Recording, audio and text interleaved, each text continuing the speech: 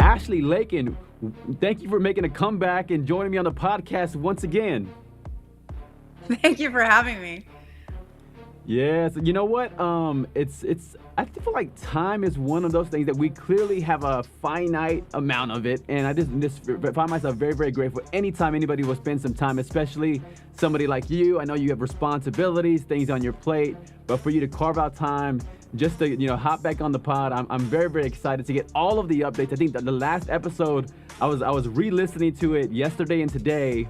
And it was over 3 years ago. So if we put those together, and I'm excited to see the changes you made, the updates on your story. And maybe I ought to start out by asking you tell me about you changing lanes. I know that's something that, as you and I have talked offline, you changed lanes. So that's one of the big shifts that's happened over the last 3 years. And you were working as of counsel, as a supervising attorney. How did that come about, and how did all of that go? So it was definitely educational. Managing people is its own separate skill. And I actually enjoyed doing a lot of the case strategy with the attorneys. But it made me really miss litigation. And the more that I was doing that, the less that I was doing on my own firm. So I did make a very difficult decision to go back to working on my own full time, mainly because I wanted to go back to litigating, but more importantly, I really, really wanted to get back into the courtroom. It was like a burning desire. So that was the biggest reason I made that change. Nice. Now, and what inspired you to go into it? Like, what as you were, I mean, it sounds like you got into it, and then, and there's lessons to learn. But even as the opportunity was before you, what motivated you to even try it out as of counsel, as a supervising attorney? So the reason I went into it was a couple of reasons. Number one, financially, it can be very difficult if you don't plan well in advance when you're starting your own practice. So I knew that this would be guaranteed money for a skill that I knew that I had. And I thought that I could really be of value to the attorneys that I would be managing. I also love case strategy, and I'm a pretty patient-ish person. So I actually don't mind being in a leadership or a managerial role. And I did enjoy that. It definitely had some challenges. But the reasons why I went into it was because initially I thought that I could run my own firm on the side as well as do this. But that was not realistic in hindsight. Right. So I had to make a choice between the two. Yes. And have you ever seen somebody do both? I imagine your frame of reference, you've seen all types of people try different things and do different things. And sometimes it looks one way from the outside, but then there's a reality of the way it is different on the inside and you doing it yourself. Have you ever seen somebody like take on both, like the role that you had and still trying to carry their own firm as well? No. But I tend to be a little delusional, and I think just because it hasn't been done doesn't mean I can't do it. But I have seen other attorneys who have their own practices, they'll take on like part-time teaching roles. So they'll do things like that. Or sometimes when you're starting your own practice, you'll take on contract work, or you will become an appearance attorney, or you'll become a contracted motion writing attorney. So I have seen things like that, but not quite the capacity that I was doing it. Okay, no, I see.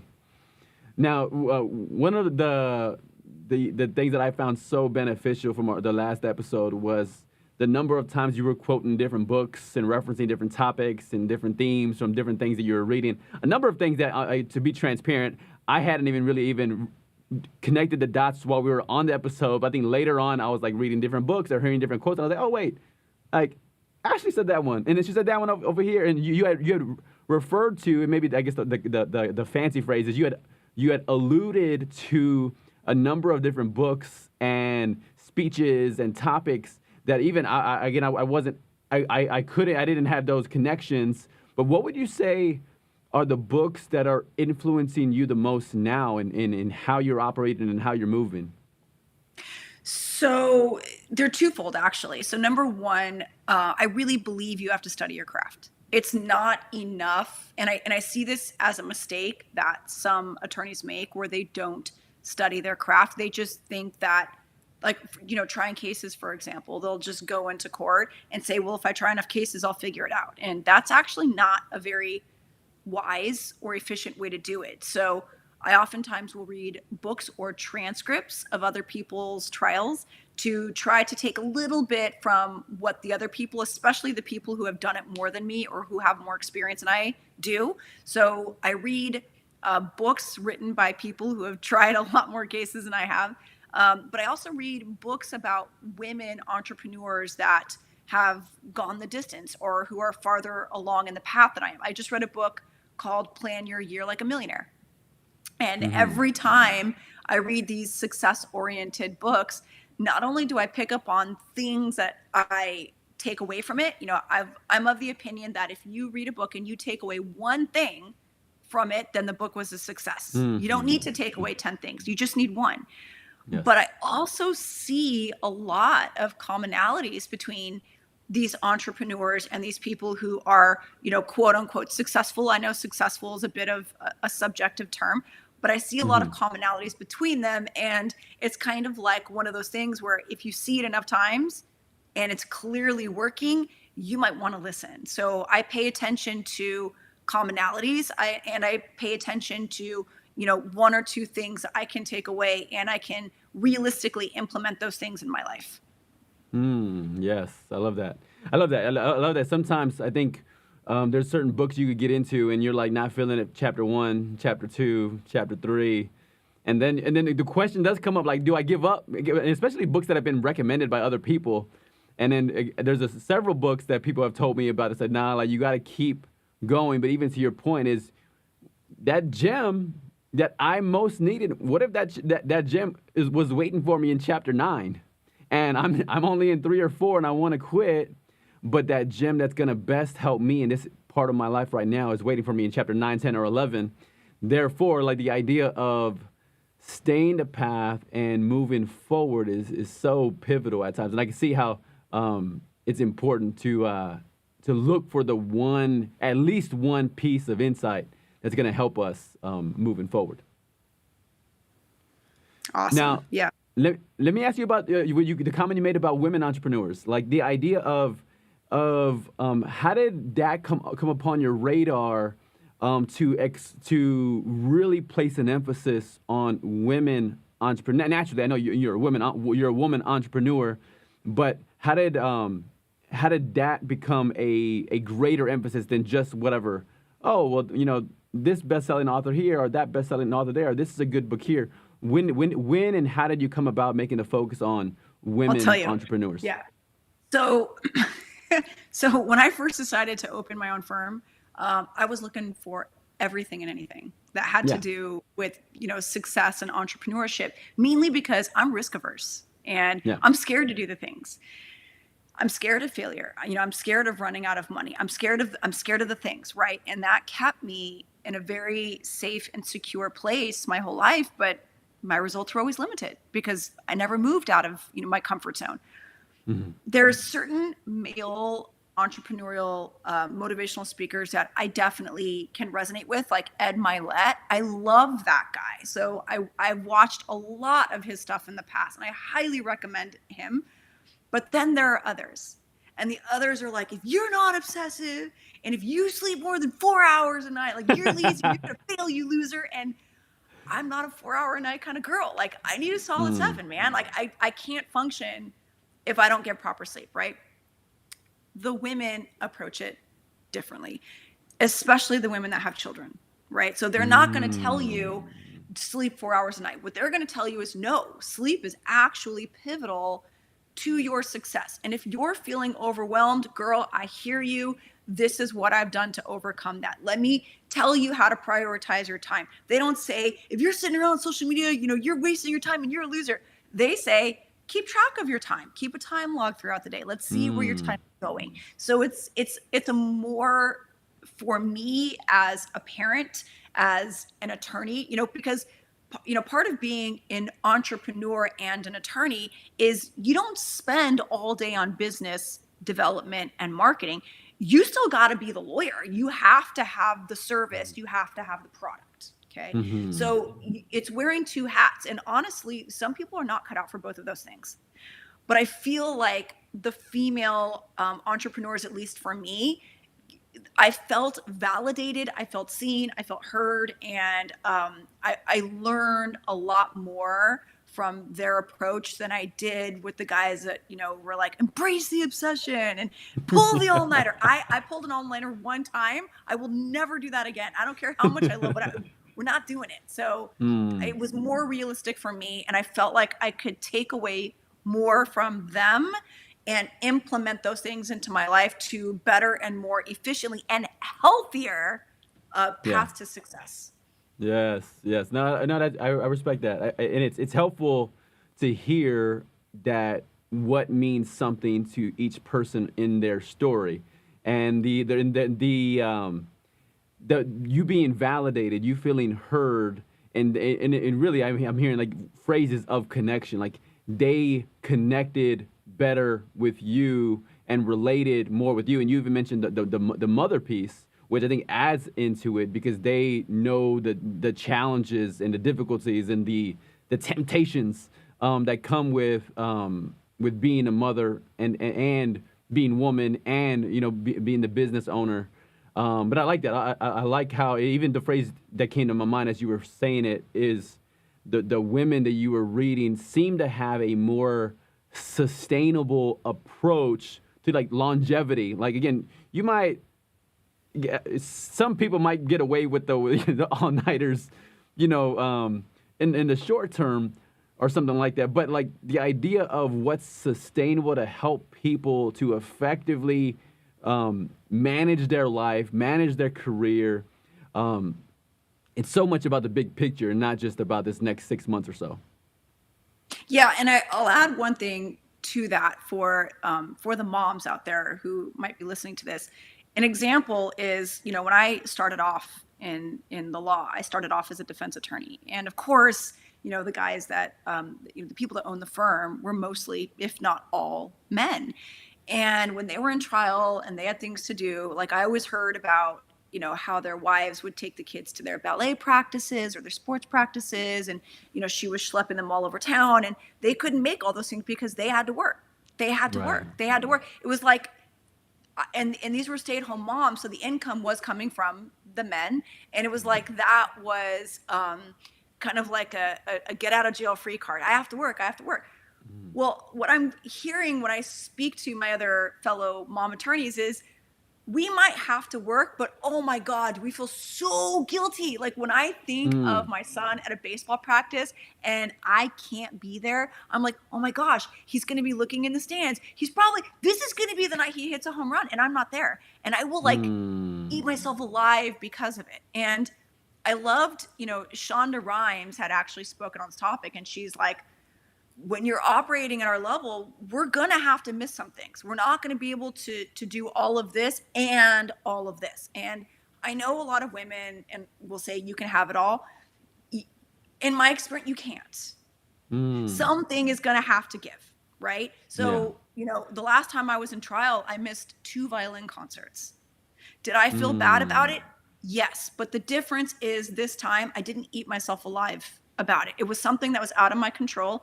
And I explained to my daughter ahead of time, I'm not going to be there, but I didn't let it kill me because I have to work just like they do. They just don't feel guilty about it. So why am I killing myself about it? Now, mom guilt is real, but we do have some control over it. And these are the things I feel like other female entrepreneurs, like they get it. They understand the mom guilt. It's real. I don't get quite the same sentiment from not all, but many of my male colleagues. Sure. It is a fascinating thing. I know you brought up the idea of having it all. It's definitely a great existential question in the point of like what would, sometimes I ask myself, like, what would that look like? And once we begin to paint the picture, I think we begin to see just like the sheer amount of time available in any one week. Like once you begin subtracting hours and things that, we have, a set number of hours. And once you take out, like if we're getting like 8 hours of sleep a night, 56 hours, then we're down to about 112 hours awake. And like, you just realize that 112 hours is not going to be divided up perfectly. It's not going to be like perfectly divided among, eating and showering and cleaning and with the family and with the kids and then with our friends and then with work and then with our business if it was, a lot of times what I've seen is we probably wouldn't be very effective in many of the areas if it was perfectly divided just on hours alone. But I do relate. I relate, and I hear you. I think it's very, very relatable to share the challenge of wanting to be everywhere, but the reality of not being able to be everywhere and finding a sense of peace with the finite amount of time that we have. Yes. Yeah, that's important.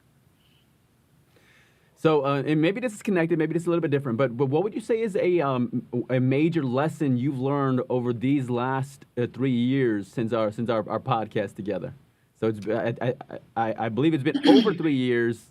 I know you probably have about 55 different lessons you could point to, but what would you say is one major lesson that you've learned these past 3 years since our first episode? Can I give you two? Because they're related. Yes, do it. I'm going to give you two. They're similar to things I've said before, but this time around, I'm talking about, having my firm the first time before I went into a managerial position, and now, okay, the first time I did it, I struggled so hard. And now my firm is growing and I'm scaling and cases are coming in and all the things that I was worried about and I was working so hard for, they're happening now. And I had to ask myself, why? What's the difference? Yeah. Here's the difference. The first time around, I believed in myself mostly, but there was a question. There was a doubt. Am I really smart enough to pull this off? And I would tell myself positive things, but deep down, I didn't really believe them. Like, I'm not good with money. I'm not a businesswoman. I'm not an entrepreneur. I'm just a lawyer. It kind of felt like I was trying on clothes rather than actually being the person. This time around, I'm so focused and so motivated on this working out. There is no plan B. This is it. So I don't have time to sit here and think that I'm not good at money or I'm not a good business person, because guess what? I just have to be it. I got to be it. So I'm going to be it. And this time around, there is zero doubt in my mind that I can do this. Before I was like, oh, I believe in myself, blah, blah, blah. But there was a doubt was in there. It was in the water. I felt it. Okay. I could taste it. This time around, I have total unwavering faith in myself, not necessarily because I have the data to back it up, because I don't. It's because I have no other choice. I'm not going back to work for somebody else. I don't want to. I got a little taste of that when I was working as of counsel, and I was like, ooh, this does not feel good. I don't want to be, it started to feel like I was an employee, and I'm like, that's not what I signed on for. And mainly because, one, I need to prove to myself that I can, but two, I really need the time freedom because I want to have autonomy and control over my time. That's extraordinarily important to me.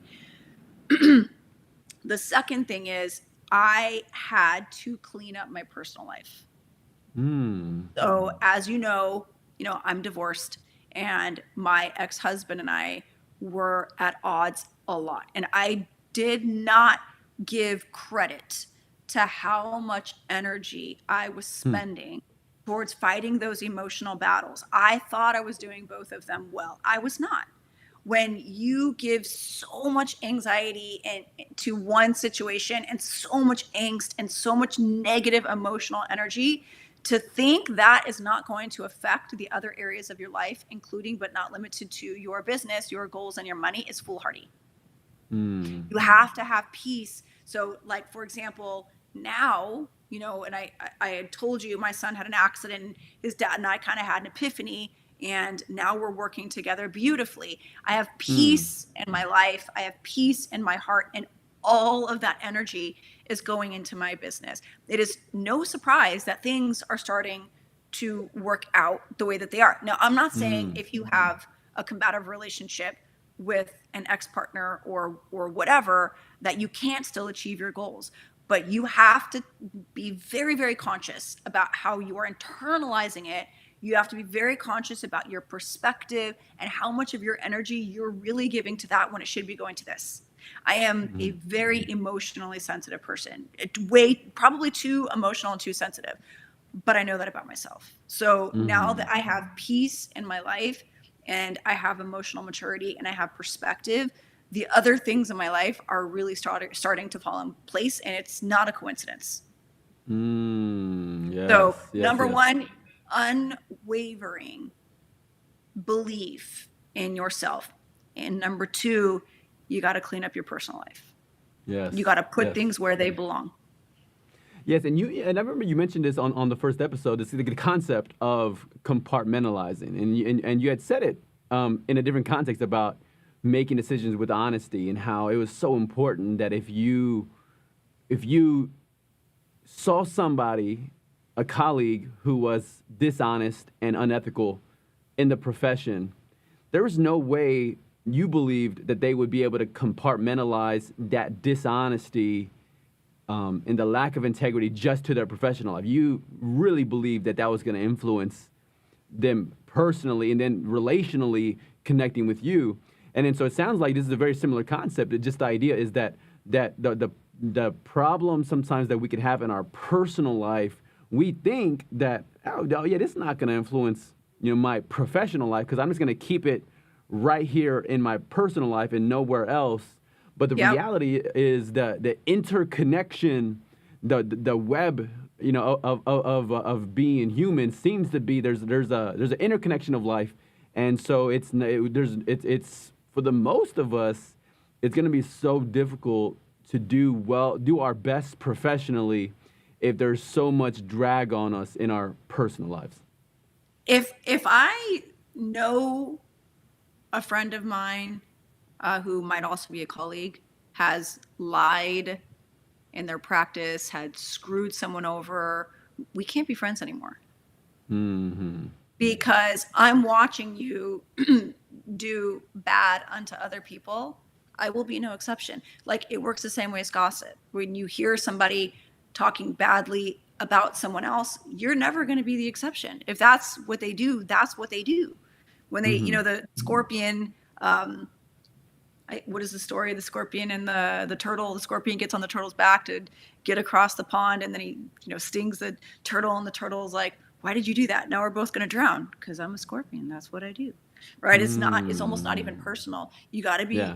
be really cognizant about the people you surround yourself with. What they are in their business is what they are in their personal life. It's what they are in their marriage. It's what they are in their friendships. It's what they are in their churches, in their synagogues, in their Mm. mosques. It's who they are.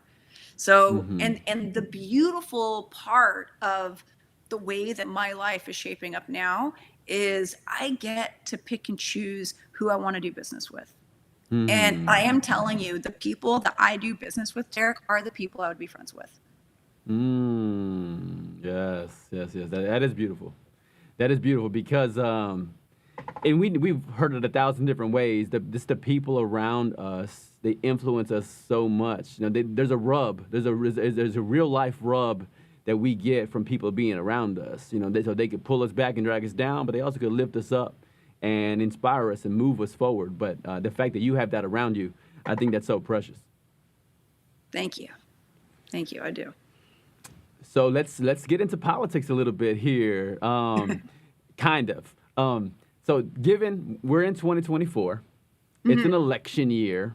I do want to ask you about politics, but more so, I'm curious, like, how do you navigate that as a lawyer, as a person, as a woman?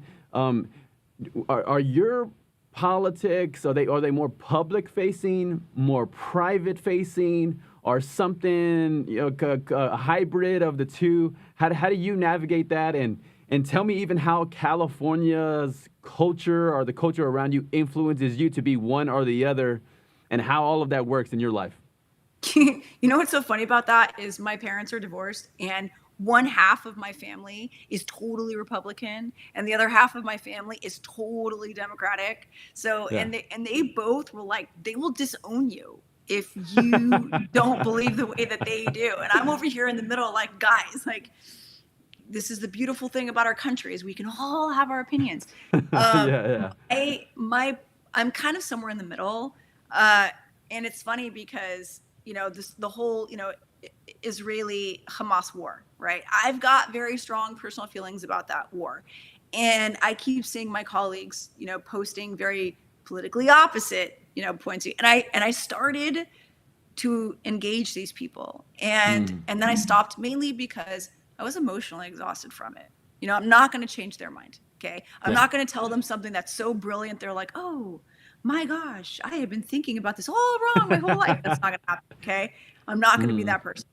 So I recently, I'm trying a case with an attorney who's tried over 150 trials. This guy, has a lot of experience, and it's me, it's him, and it's another associate attorney. And I stupidly had made a comment about the Israeli Hamas war. And he called me and he was like, hey, kid, I'm only giving you this advice because I really like you. Okay. Don't talk about politics. He said, what you don't know about this person is, they're of this culture, they're of this faith, and, you don't know your audience. And he said, you're a trial lawyer. You have a job to do. Just do your job. And I thought about it. And at first I was kind of mad, but, but then I thought about it and I was like, you know what, he's right. And so the next time I talked to him, I told him, I said, hey, you told me something recently, and I want to tell you that you're right. I really do believe giving credit where credit is due. And I said, you were right, and I'm glad you set me straight. So I'm a little bit. So you'd be surprised. You would think that California is super, super, super liberal. It's not. It's actually a lot of both. But I try, even my dad is very, very anti-Trump. Like, he went to his neighbor, and he lives in North Carolina, and he went to his neighbor's house, and they invited him in the backyard, and they're like, they made some kind of MAGA statement, and my dad stood up and he was like, you know what? I'm not even gonna waste your time. I'm not even, Sheila, let's go. So he told his wife, we're leaving. He got up and walked out of these people's house. And I was like, Dad. So to me, I mean, I'm not going to disown somebody because of their political views unless they're dangerous, they're mean, or whatever. I'm not going to disown you because we have a difference of opinion. I don't swing so left or so right that way, but my close friends know where I stand. Yeah. Okay. Yeah. It's interesting where I'm curious because I get curious about these things. I'm largely from an apolitical upbringing, like very much like mom sheltered us, didn't even want us watching the news, like didn't want us exposed to what her Which is perception. funny because of where you come from, where you live.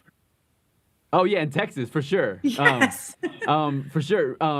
Which was, she had a very like hippie mindset in the sense of like, no, like she just saw the news as propaganda, or not even like propaganda like toward one side or whatever, but it was more propaganda like towards negative things. She's like, it's just like it's sensationalized content to make you afraid, to make you worried, and like that's what she saw it. So for her, it was like, our family's never watching the news, which was completely different from her parents, which when we were over there, like that's like their daily ritual, like my grandma and grandpa, like they're sitting in front of the TV every single night, keeping up and watching the news. Again, my mom was very, very different. So I was raised in that household, and then even in the church I grew up, I've been in the last 20 years, also very apolitical. Like there'll be like somebody preaching from the front saying, we got Democrats in this church and we got Republicans, and the main thing that matters is Jesus, right? And they'll have this, and we don't want these things to divide us. And, which is, again, I think there's something beautiful about that. It's just, I realize the family unit I grew up in, and then the church unit that's probably most influenced me over the last 21 years is very apolitical both. And then, so as I'm getting older and I'm thinking about my nieces, I'm thinking about my nephews, I'm thinking about the next generation, it's making me more interested in politics. Like, and not to say like I'll ever go really, really in, but it's made me curious about people like you and other people as far as how you navigate these avenues that, especially sometimes, like I think when we have influence, you as a professional and you as an effective communicator and then as an effective writer, like I wonder sometimes where people sometimes are like giving me the elbow to like say something or be more outspoken about political issues behind the scenes. But again, I'm somebody, if I have an opinion about something, I feel like I really got to know it. I'm not going to give a bad opinion about something that I don't know, because I just feel like it could be a bad look. But then I question the opportunity cost. Like, is it really worth it to go down this entire research just to get one opinion because a few people are nudging me to have an opinion? All of that to say is it's really interesting for me, but it's helpful to have a frame of reference for other people like yourself who are also navigating the whole thing of what to say when you say things. I think kind of depends on what the issue is, right? So, when Roe versus Wade got overturned, yeah. Did I read that opinion? Yes. Did I post about it? Yes. Did I throw the opinion across the room? Yes, I did. Was I screaming about it? Yes. Did I cry? Yes. Like, I was so upset about that because that's such a fundamental value for me, especially as a mother to a 15-year-old daughter. Now, she's, getting ready to go to college. Well, we need to look at what state you're going to college in. Okay. But it was a very good lesson that another lawyer taught me. And I was in a deposition and this defense attorney was just being so rude to me. And it was really taking everything out of me. Like, I was trying to be professional, but like, it was taking everything out of me. And I had all these choice words in my head that I would have said if we weren't on the record. And he gave me a very good piece of advice. He said, in the future, get very curious. And I said, what do you mean? He said, if somebody says something to you that's rude, he said, ask them why, and then ask why again, and then ask why again, and then ask why again. He's like, you'll be surprised what you find out.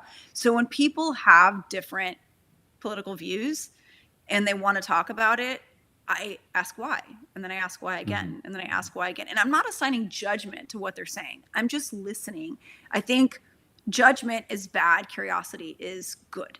Okay. So you want to get really curious. So, and what I ultimately learned when I asked why enough was oftentimes people were misinformed, or they had an underlying, like, I want to fight for the underdog. And I'm like, that's not the underdog, but I love that for you, or they had reasons tied to their views that were not malicious, and for, and I'll just, the elephant in the room, a lot of people think that people who support Trump, and my dad thinks this too, are, lack values, lack good character, lack all the things, right? But I know a lot of people who support Trump, and it's mind-boggling. However, when I ask why, oftentimes it comes back to economics. Oh, okay, so it's not that you support misogyny. You just value economics more than that. And I've had this like debate so many times, and what I realized, it doesn't necessarily make you a bad person, even if it makes you misinformed or, or whatever, doesn't make you a bad person. So, a lot of people, I think, where we get stuck. Now, if you tell me you supported, the January 6th, insurrection, we got a problem. Like, I'm gonna be looking at you kind of crazy, right? I'm gonna be looking at you crazy. But if there's other reasons that are wholesome, like, I get it. And I think that we forget that it's those things that found, the basis of this country. It's that, variety of thought. It's having the difference of opinions. It's the fact that we're a democracy. So I actually welcome those things, and I welcome the discourse. The problem is a lot of people think that you can have the discourse with the respect, and as we can clearly see, sometimes we do not. So, so I think it depends on where it lands. Like, if we're going to talk about, women's rights and abortion rights and all of that, yeah, I'm going to be very vocal about that. But if we're going to talk about things that are, other things, I'm not going to necessarily be as vocal about it because, quite frankly, unless I'm running for a political office and I can really make the change, I don't want to waste my time arguing with you. because I know I'm not going to be the person that's going to change your mind anyway. So right. And I think it is interesting because of the, I think, common etiquette that we hear even growing up. Even if we don't practice it, we'll hear it on a TV show or a movie, and they're like, "Oh, don't talk religion and politics. Hey, don't bring those things up if you don't want to stir the pot or get a rise out of people."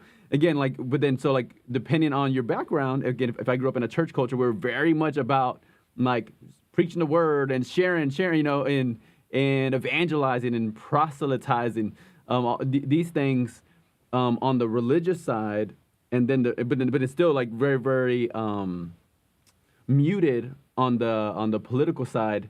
Then it again, to me, it's a fascinating irony when you juxtapose those two things, how one's muted and one's volume's cranked all the way up. But it has piqued my curiosity. No, and thank you for sharing your perspective too. I know even when you and I've had conversations offline before, when you've shared opinions about things, you're somebody, again, very, very lawyer-like, which is if you have a conclusion, there are tenets that led up to your conclusion. And I remember you, even on the Roe v. Wade, you were talking about the way another country does it and different facts there. But I think I find myself sometimes interacting with people who've reached conclusions. They've memorized their conclusions, but then their tenets are so either missing altogether or whatever their tenets are. You said the phrase misinformed. I find that a lot on almost any topic. So then I go, oh, well then we're not really talking about many times I find myself thinking, oh, we're not really talking about an informed conversation about a topic. It's a lack of information, but people who maybe memorize the headlines, but they don't do the groundwork that, again, from a legal side, what's necessary when you're in the legal world. And I think I value just as a soundness perspective of actually doing the research and realizing where the road ends. And then you just have to work with what you got. But I find a lot of people aren't maybe adequately prepared for an informed, mature discussion between two people. I would venture to say the majority of people, because let me tell you, when the Israeli-Hamas war broke out, I was so triggered on behalf of both sides. And the next morning, I cleared my calendar. I researched that for hours. I read so many articles on both sides. I looked into history. I was like, let me understand this thing before I have an opinion, because I knew there was a lot I didn't know. So much I didn't know. And I find oftentimes, and I remember a girl, a friend of mine had made a post, and I thought the post was kind of odd. So I reached out to her being curious, and I said, why did you post that? Why do you feel that way? And she said, and this is where I got it from. She's like, I root for the underdog. And I'm like, huh. So because I had done I found that there's underdogs on both sides of that equation. So I thought that was really interesting that she assigned that. I felt like it was more due to public opinion rather than you sitting down and actually doing your own research, because there's so much misinformation on both sides, which is another reason why I oftentimes on certain things don't like to pick that argument with people, because when we are I could tell you all the facts I've learned, but you're probably not going to believe me because you're so committed to your opinion, Right. And I'm not going to be the person. And, quite frankly, I'll admit I can get exhausted out. I'll forfeit the fight because I'm just tired. I'm done. I don't want to talk anymore. Yeah. Fine. Whatever you want to believe, just believe it. Can we please move on, So I'll forfeit the fight. It's just not some things are not a good use of your energy and your time. Exactly. Right. No, 100%. And it is interesting too, as a speaker and a communicator, I'm often thinking about audience, and even if it's my audience of one, somebody who's very willing and ready to argue. And when I say argue, I'm going to delineate that from just a mature debate, argue as opposed where it gets into the line of uneducated assumptions. It might get into the line of disrespect. It might get, it might get into the lines of being impatient or or harsh, and all of these things is where I would go, hey, now this is an argument. But I find myself as a communicator and a speaker asking, what is the audience, and if it's just me and one other person, what is that person as an audience member, what are they looking for? And am I actually going to be able to give them what they're looking for? And if they're really not I think I changed my mind on persuasion. I don't know if I believe somebody who doesn't want to be persuaded can be persuaded. And I think a lot of people in that mindset are ready to argue. It seems as though they're not really trying to be persuaded. They're pretty convinced. And I don't think, for me, in my experience, again, my anecdotal experience, I don't know if I've ever persuaded somebody who didn't want to be persuaded. And I don't think I've ever persuaded somebody who was already convinced and set on whatever they already believed about anything. I've never persuaded anyone to adopt my point of view, but I have persuaded them not to talk to me about it anymore. Right. So like if you don't know what you're talking about and I've got facts, like I will poke all the holes in your argument and then you're going to be like, I don't want to play with you anymore. Like you want out of the sandbox now. Right. But I'm never going to convert you to my opinion if you're already married to yours. So it's like, why even, there was a time in my life though, where I would have done that and I would have been so gleeful about it. Like, yeah, I want, not in my post 40 era. Like at this point in my life, I just want peace. Right. Same. You do you, I'll do me. And honestly, like and I was just so funny. Like I was just having this conversation with my mom where we were talking about sometimes, you could have really, really good people in your life and they're great people. They're just not your people. And, oftentimes, or you might have friendships that go back many years and you hang on to the friendship because there's a history there. Right. But your values don't really align anymore, and they're good people. They're just no longer your people, and you just got to let them go. So my job at this stage of my life isn't to convince anybody to believe what I believe, and it's not to win the argument or even win anybody over. My job at this point in my life is to surround myself with people who are my people, my tribe, and I will tell you, especially in my post 40 perimenopausal phase in life, few things are more important now than having a solid female tribe. I look forward to, dinners with my girls probably more than anything else. Because it just fills my soul with so much joy because they're my people. Yeah. We get each other. Oftentimes the things I'm going through that is unique to me turns out it's not unique at all. We're all going through it, and we can talk to each other about it. We can have, the hard, open, raw, vulnerable conversations because they're my people. So, so I don't, another reason why I don't engage in the politics is simply because the fight, it's just not interesting to me anymore. Yes. Sometimes it is. If it's on women's rights, yep, I'm gonna go the distance. But much less than that, certain other things too. Civil rights, I'm huge on. I'll argue that one all day long. But other things that are likely to trigger someone or to draw a very severe emotional response, I don't want to absorb that energy from you. So I'm not going to. 100%. Yes. Yeah. No, that's well put. Well put. I relate on the ridiculous amount of debates, arguments I had, especially on the religious side of life. Like all my 20s was pretty much like vigorous religious debating, Christian infighting. And eventually I think the thought process is like, we're supposed to be out like helping people who actually need help. And instead of that, we're spending all this time like fighting each other about probably like really minor things about our beliefs, as opposed to just being out, actually living out and practicing our beliefs. We're over here doing something it's a pretty wasteful use of time is the way I look at it now. But again, it's more of like gauging audience, asking what are they actually looking for. They're looking for a fight. I'm not the right guy to give it to them. Yeah, if they're looking and the beautiful thing is, like as you said, you kind of like train people how to operate with you, And then when people actually come to you and they're not actually trying to set up a fight, but they actually want the seeds of truth, or they want your opinion, your perspective.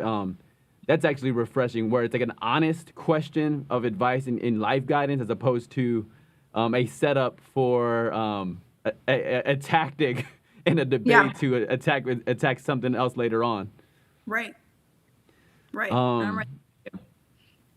So I do want to walk through your achievements, and I want to get your perspective on this idea, because one of the things you talked about a few times during our last episode was visualization, and seeing it, right, the future as it would come to pass. So I want to ask you about maybe 3 segments of this. One, I want to ask you, which of your achievements would you say the reality of the achievement surpassed your expectation or visualization of the achievement, where it was actually living, it was actually better than even what you had imagined?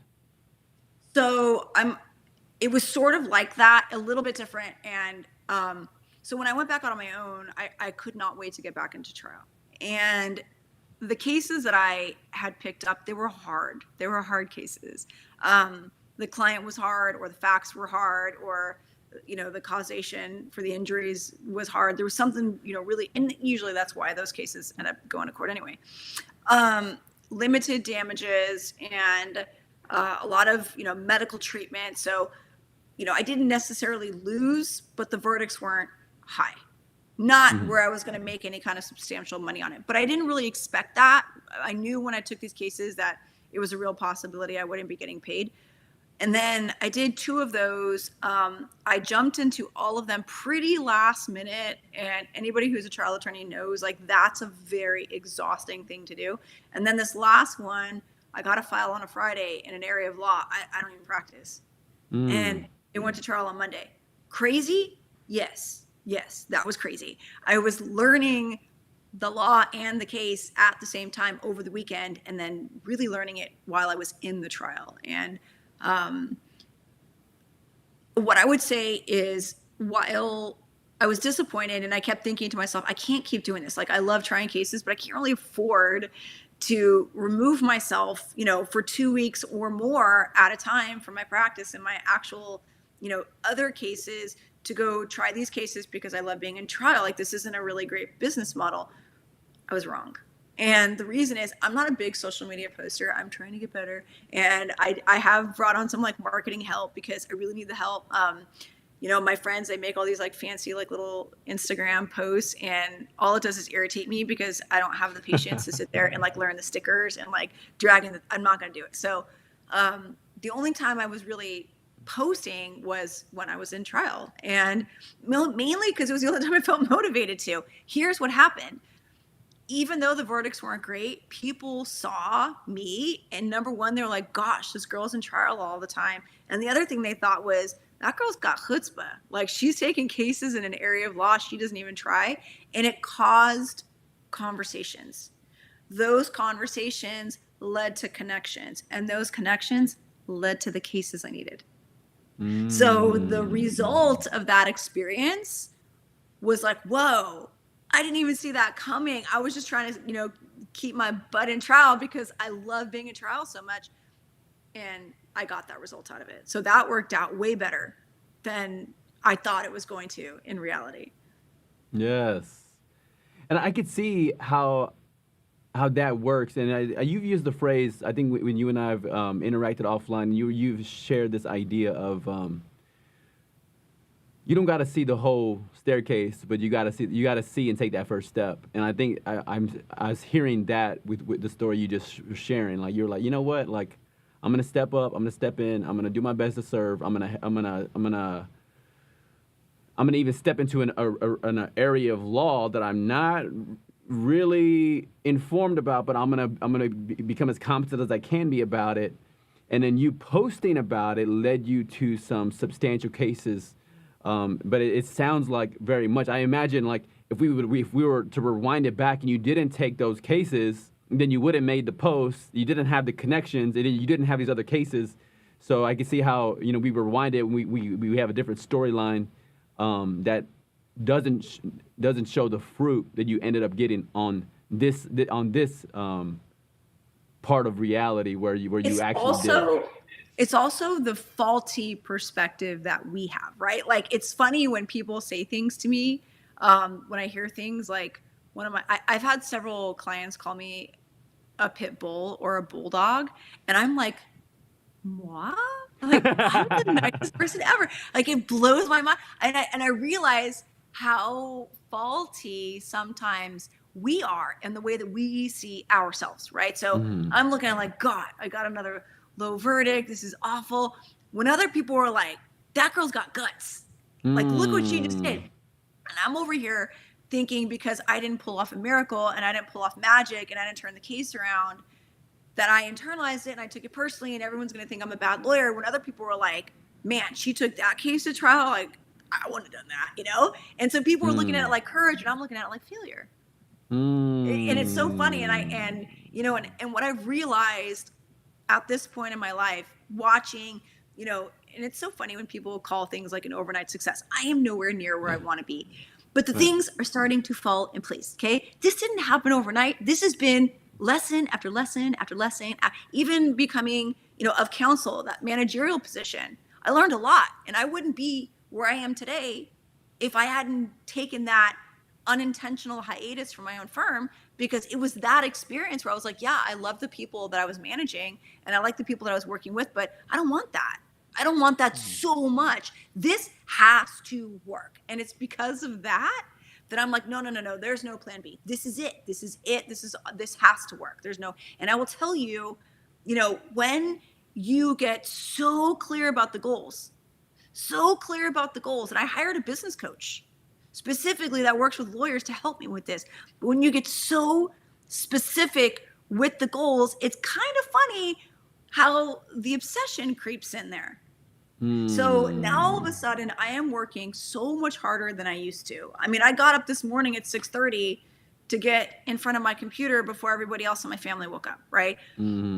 I'm working later. I'm always on my phone. I'm fielding phone calls. I'm out there doing the things. And, I know I have ADHD, and, sitting down at my desk for more than 2 hours, like I'd rather pull my eyelashes out with a tweezer. So I build things in. Like I don't go to the gym early in the morning anymore. I go over lunch because it gets me up and it gets me away from my desk, and it gives me that little mental break that I need to be able to come back and finish out the afternoon. If I have to sit there from 8 to noon and then eat something, and then noon to 4 until I go take my daughter to soccer practice, and then work in the night, like that's not enjoyable for me. I need to have, difference in my day and changes and all of that.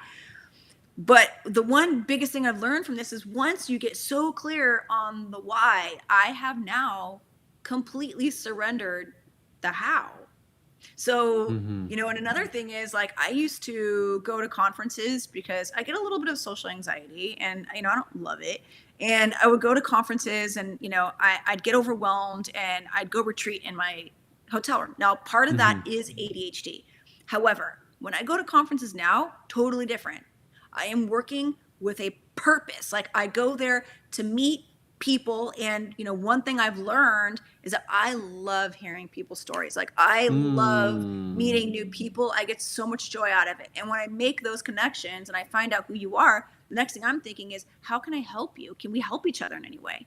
And that is really, when I'm out there and I'm networking with a purpose, boy, has that netted great results. So now, instead of worrying about the how, I'm more focused on, this is my goal. There's no option B. I got to get this goal. And so I'm putting one foot in front of the other, one foot in front of the other. I don't know whether this particular event I'm going to go to is going to introduce me to somebody that is going to end up giving me cases, or I can refer other cases out to. I don't know that. But I'm now surrendered that the universe or any spiritual energy or God or whatever you want to call it has got my back. I've cleaned up my personal life. I have joy. I've got focus. I've got the grit. I've got the perseverance. I've got the determination. I got the work ethic. I've got the discipline. I got all the things. Now that all those things are lined up, God or the universe or whatever you want to call it is like, now I'm going to put these things in front of you because you are ready for it. So I don't worry about how it's going to happen anymore. And all of a sudden, when I finally relinquished the control issue I was having on it, things are starting to fall in place, including the trials. Those things led to a Hmm. result I couldn't even have seen coming. That's not me. That's Hmm. God. That's the Hmm. universe. That's something outside of me. But I'll take the gifts. Thank you. I appreciate it. And I'm going to use this wisely. Thank you. I'll be efficient with this. Hmm. And I've also Yes. discovered new things about myself in these experiences I didn't know before. Turns out I'm very social. Turns out I'm way more of an extrovert. I called myself an introvert. I wasn't an introvert. I was an extrovert who was shy. Those are two different things. Now that I like believe in myself, like I'll slap on the red lipstick and I'll get out there and be like, "Hi, I'm Ashley. Who are you?" Let's have a Hmm. conversation. Those things are now netting results. I don't have to worry about the, Hmm. the why anymore because I got the focus on the goal. So those are all the things I would say the reality of the achievement way greater than what I would have anticipated. Nice. No, that's very beautiful, and I want to highlight one of the phrases you used, which was the experience of you seeing an effort and a result as your perception of it was failure. That was the kind of the label of it, but then other people saw the same effort and same result, but different perspective where they saw the courage in it. And so what that did, of course, is build its brand building, its reputation cultivating, and how valuable that is for each one of us, the reputation that we hold, the name that we carry, and what's associated with us. I mean, I've never met a human being who wanted to be known as a coward, the opposite of courage. But every person I've ever met, especially every person who has any goals, they've always wanted to be known for their courage. Yet I can see how some of us don't pursue things. No, if there's a possibility or a high possibility that we will fail or we don't do as good as we want to do, then we won't do it. And because of that obsession about what other people might think about us if we fail, not realizing that the perception that people could have when we pursue a goal or we pursue an ambition, it doesn't go well. Like the idea that the people who are observing along the way can see us as courageous is very, very inspiring. So I appreciate you highlighting that detail for us. And it's funny because that fear of what other people are going to think of you, right? That fear of, oh, I don't want to lose this case. Well, could potentially take somebody who would otherwise be an incredible trial attorney and keep them stuck in their office because they're afraid to Mm. lose. And a lot of people think in their minds when they think about a goal. And I did this, right? Like thinking about actually having a successful firm. I loved the idea of it so much. I love the idea. Did I truly believe I could do it? No. And that alone, and I would look at other people. I would look at my friends and be like, gosh, how are they doing it? How are they doing it? What? Now I get it. You want to know why? Because when the networking events would come up, I wouldn't go. Because I would tell myself, Mm. I don't like networking. I don't really like talking to people. It's super awkward, and everyone's going to think I'm weird. I don't know how to ask for cases, and I don't know how to do no more, right? And then I would think, oh, but building this kind of firm is like, it's so far off, I'm never going to reach it. Well, you're never going to reach it sitting where you are today. And a lot of people Yeah. don't realize, like Kevin Hart wrote a great book. And in his book, he says, everybody thinks I was an overnight success, but everybody doesn't realize the 10 years of rejection and basically failing forward that it took for me to get here. Okay. So if I go to this networking event and then I go to that event and I speak at that conference and I introduce myself to that person in the grocery store line and I talk to the parent sitting next to me at my kid's baseball game, I bring that up because I would always hide what I did. When people would ask me what I did, I'd exit stage left. I didn't want to tell anybody because I was so scared they'd be like, oh, Mm. she's a PI lawyer. She's an ambulance chaser. No, now I'm like, my name is Ashley. I'm an attorney. Would you like my card? Right? Like, let's talk Mm. about it. And Mm. oftentimes they don't have that opinion and they really have legitimately curious questions about what I do Yeah. for a living. Mm-hmm. So, and I realize when you turn around in a year or 2 years or 3 years from now, all those little teeny steps amount to miles.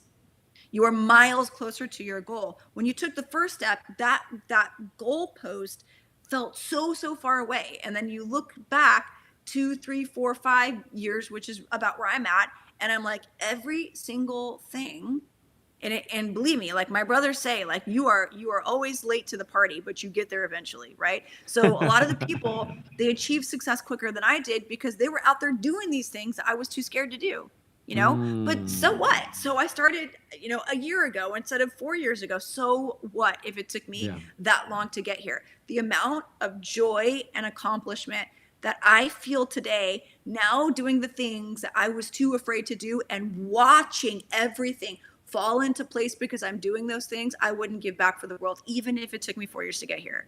So, when people are stuck in this place of like worried about what is so-and-so gonna think of me, who gives a damn?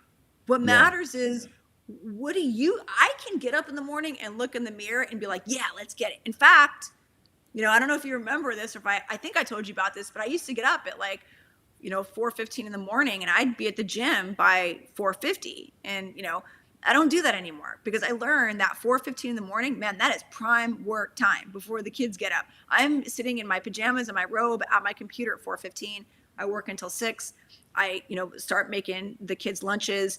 That's when my partner gets up. That's when the kids get up. They get themselves ready. We pack lunches together. I make breakfast for them. Everybody leaves the house. If I don't have any outside meetings that day or whatnot, I go to the gym at 11:30. And because of my new shift in focus, my fitness goals are one of the sacrifices that I made. Do I still work out? Yes, but I'm not nearly as dedicated to it as I used to be, because my goal now in terms of building my business is much greater, and I have children who have other responsibilities. That's the reality. That's I can't have it all. I can't have it all. And I know I need 7 hours, so I'm not going to sacrifice my time at night to go work out when I know I need that time. So yes. So now my schedule is shifted, and now I'm putting in more hours than I used to because I am working for that goal.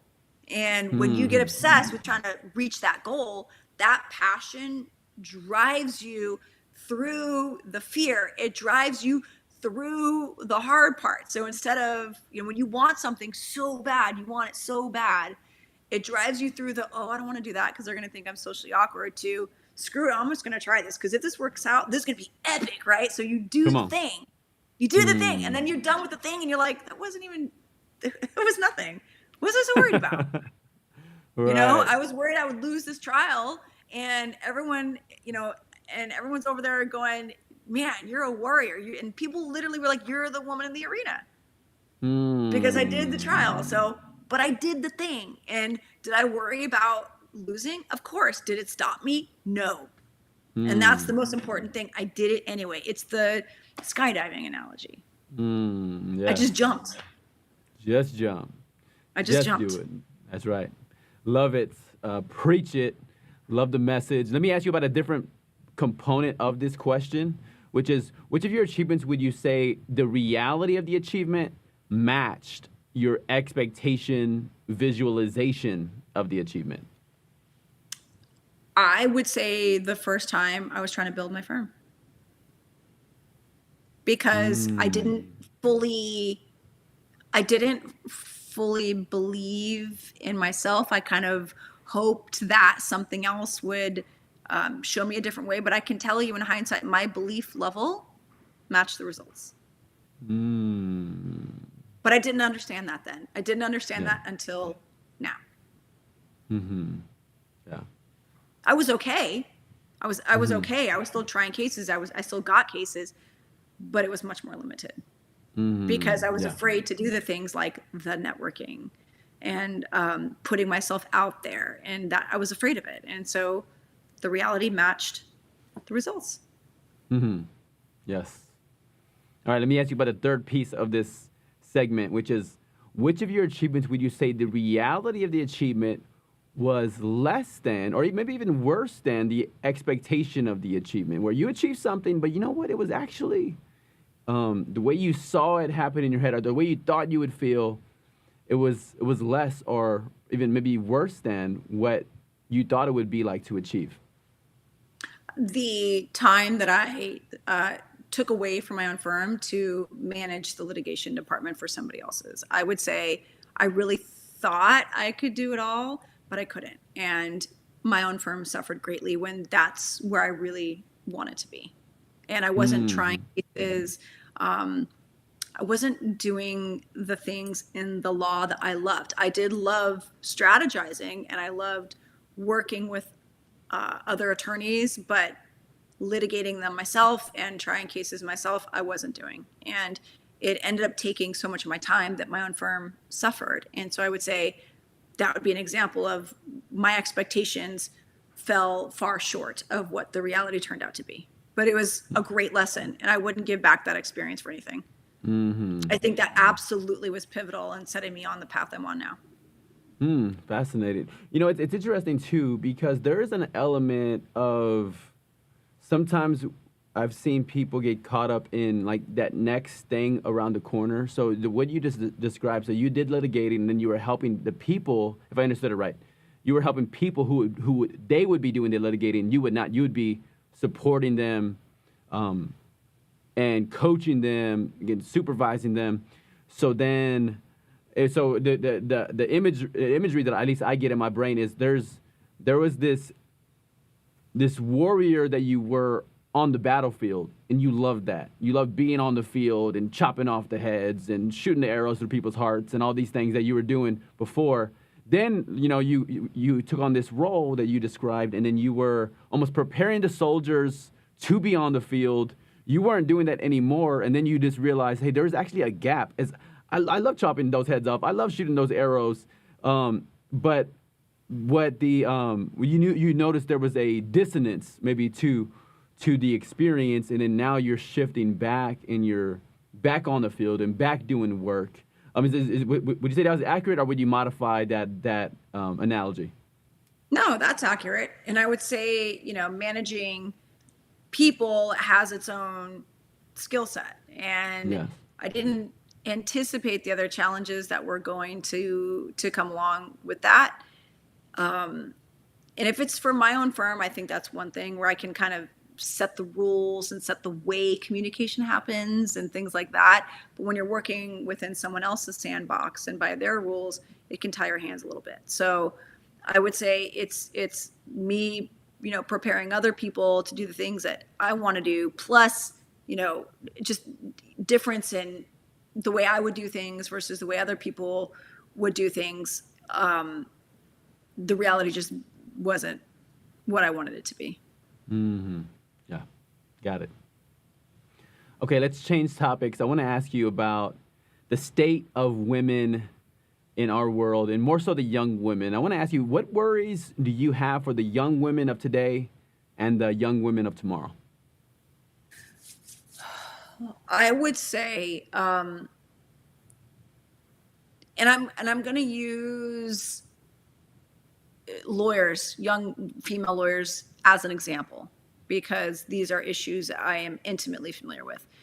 I have heard of many young female attorneys telling me recently that while there is so much attention on sexual harassment and abuse in the workplace, it still happens. And I can tell you there are so many women that don't do anything about it because they're young, because they value their careers, because they don't want to be viewed as, the one who creates problems. And if they complain about this guy who did the thing that, the word's going to get out, no other firm is going to hire them. And that worries me. And, I was at an event, last night where a young woman there, I love this woman. I love her. And I feel very protective over her. And I knew somebody that had done something very offensive to her was also in the room. And, I pulled her aside and I was like, hey, I know he's here, and I'm just letting you know, if he comes anywhere near you and you see a woman in a blue dress, like, midair flying and tackling, that's going to be me. So, I was like, I'm letting you know, like, I'm going to run an interference if I see this man, and I felt very, very, very protective over her. And I think women need to have a more supportive place to air those concerns and to not be viewed as somebody who's being problematic because she's, sticking up for herself. The other thing I would say is, women by nature, by their gender, tend to be risk averse, whereas their similarly aged male counterparts are not. And they will take chances that, sometimes they do these things and I'm like, ooh, that was really, confident that you did that thing, when deep down inside I'm like, man, maybe I should have done that when I was at his age level. I probably would have gotten further.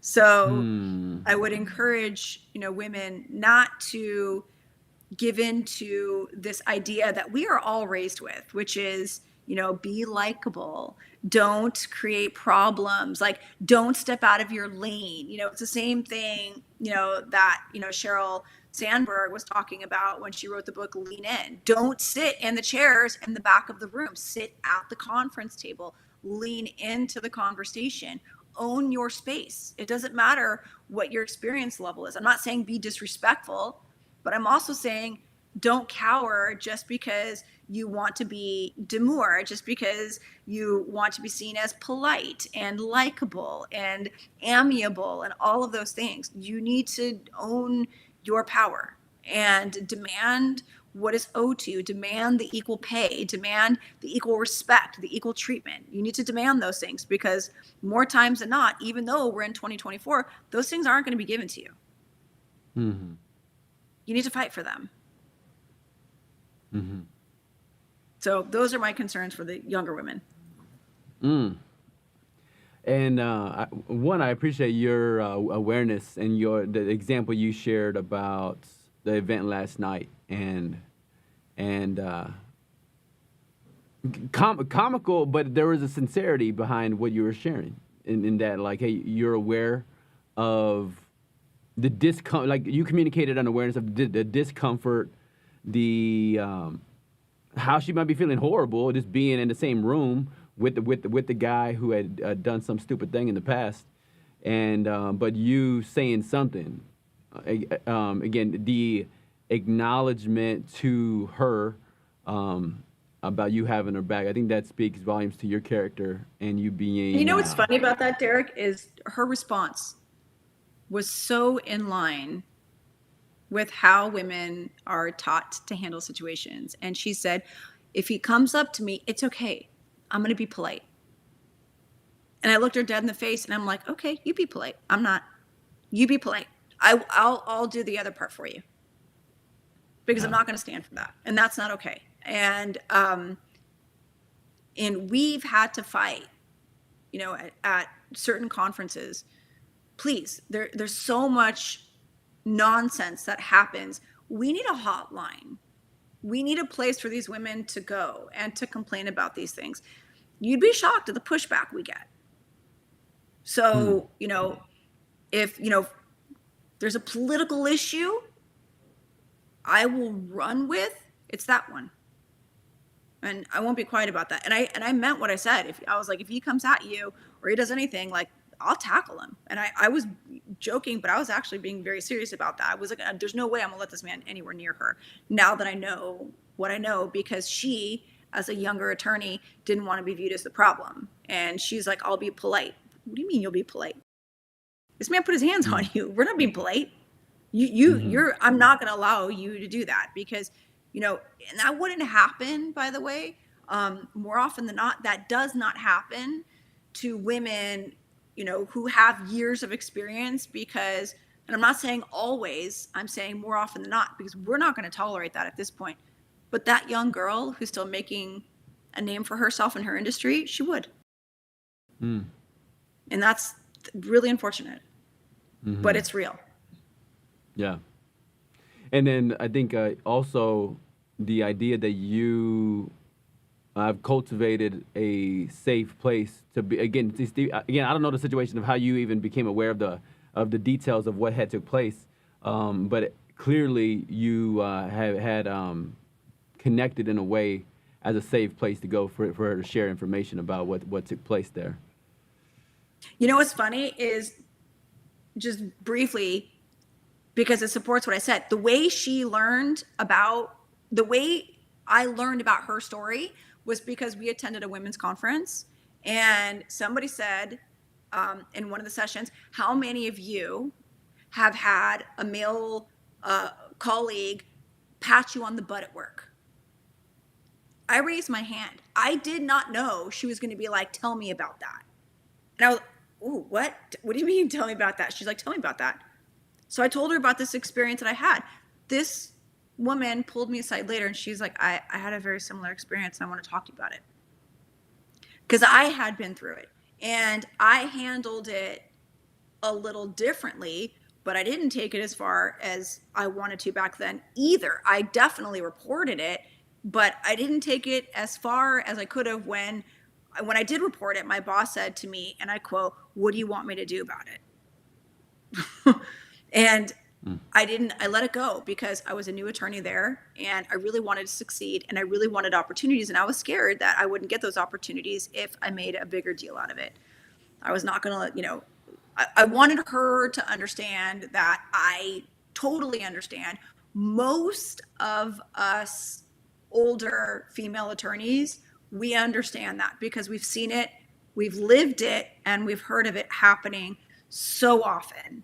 And I will tell you that, in part because we are advocates for justice, and in part because it happened to me, I'm not letting that happen on my watch. So if I know about it, like, it is not happening in front of me.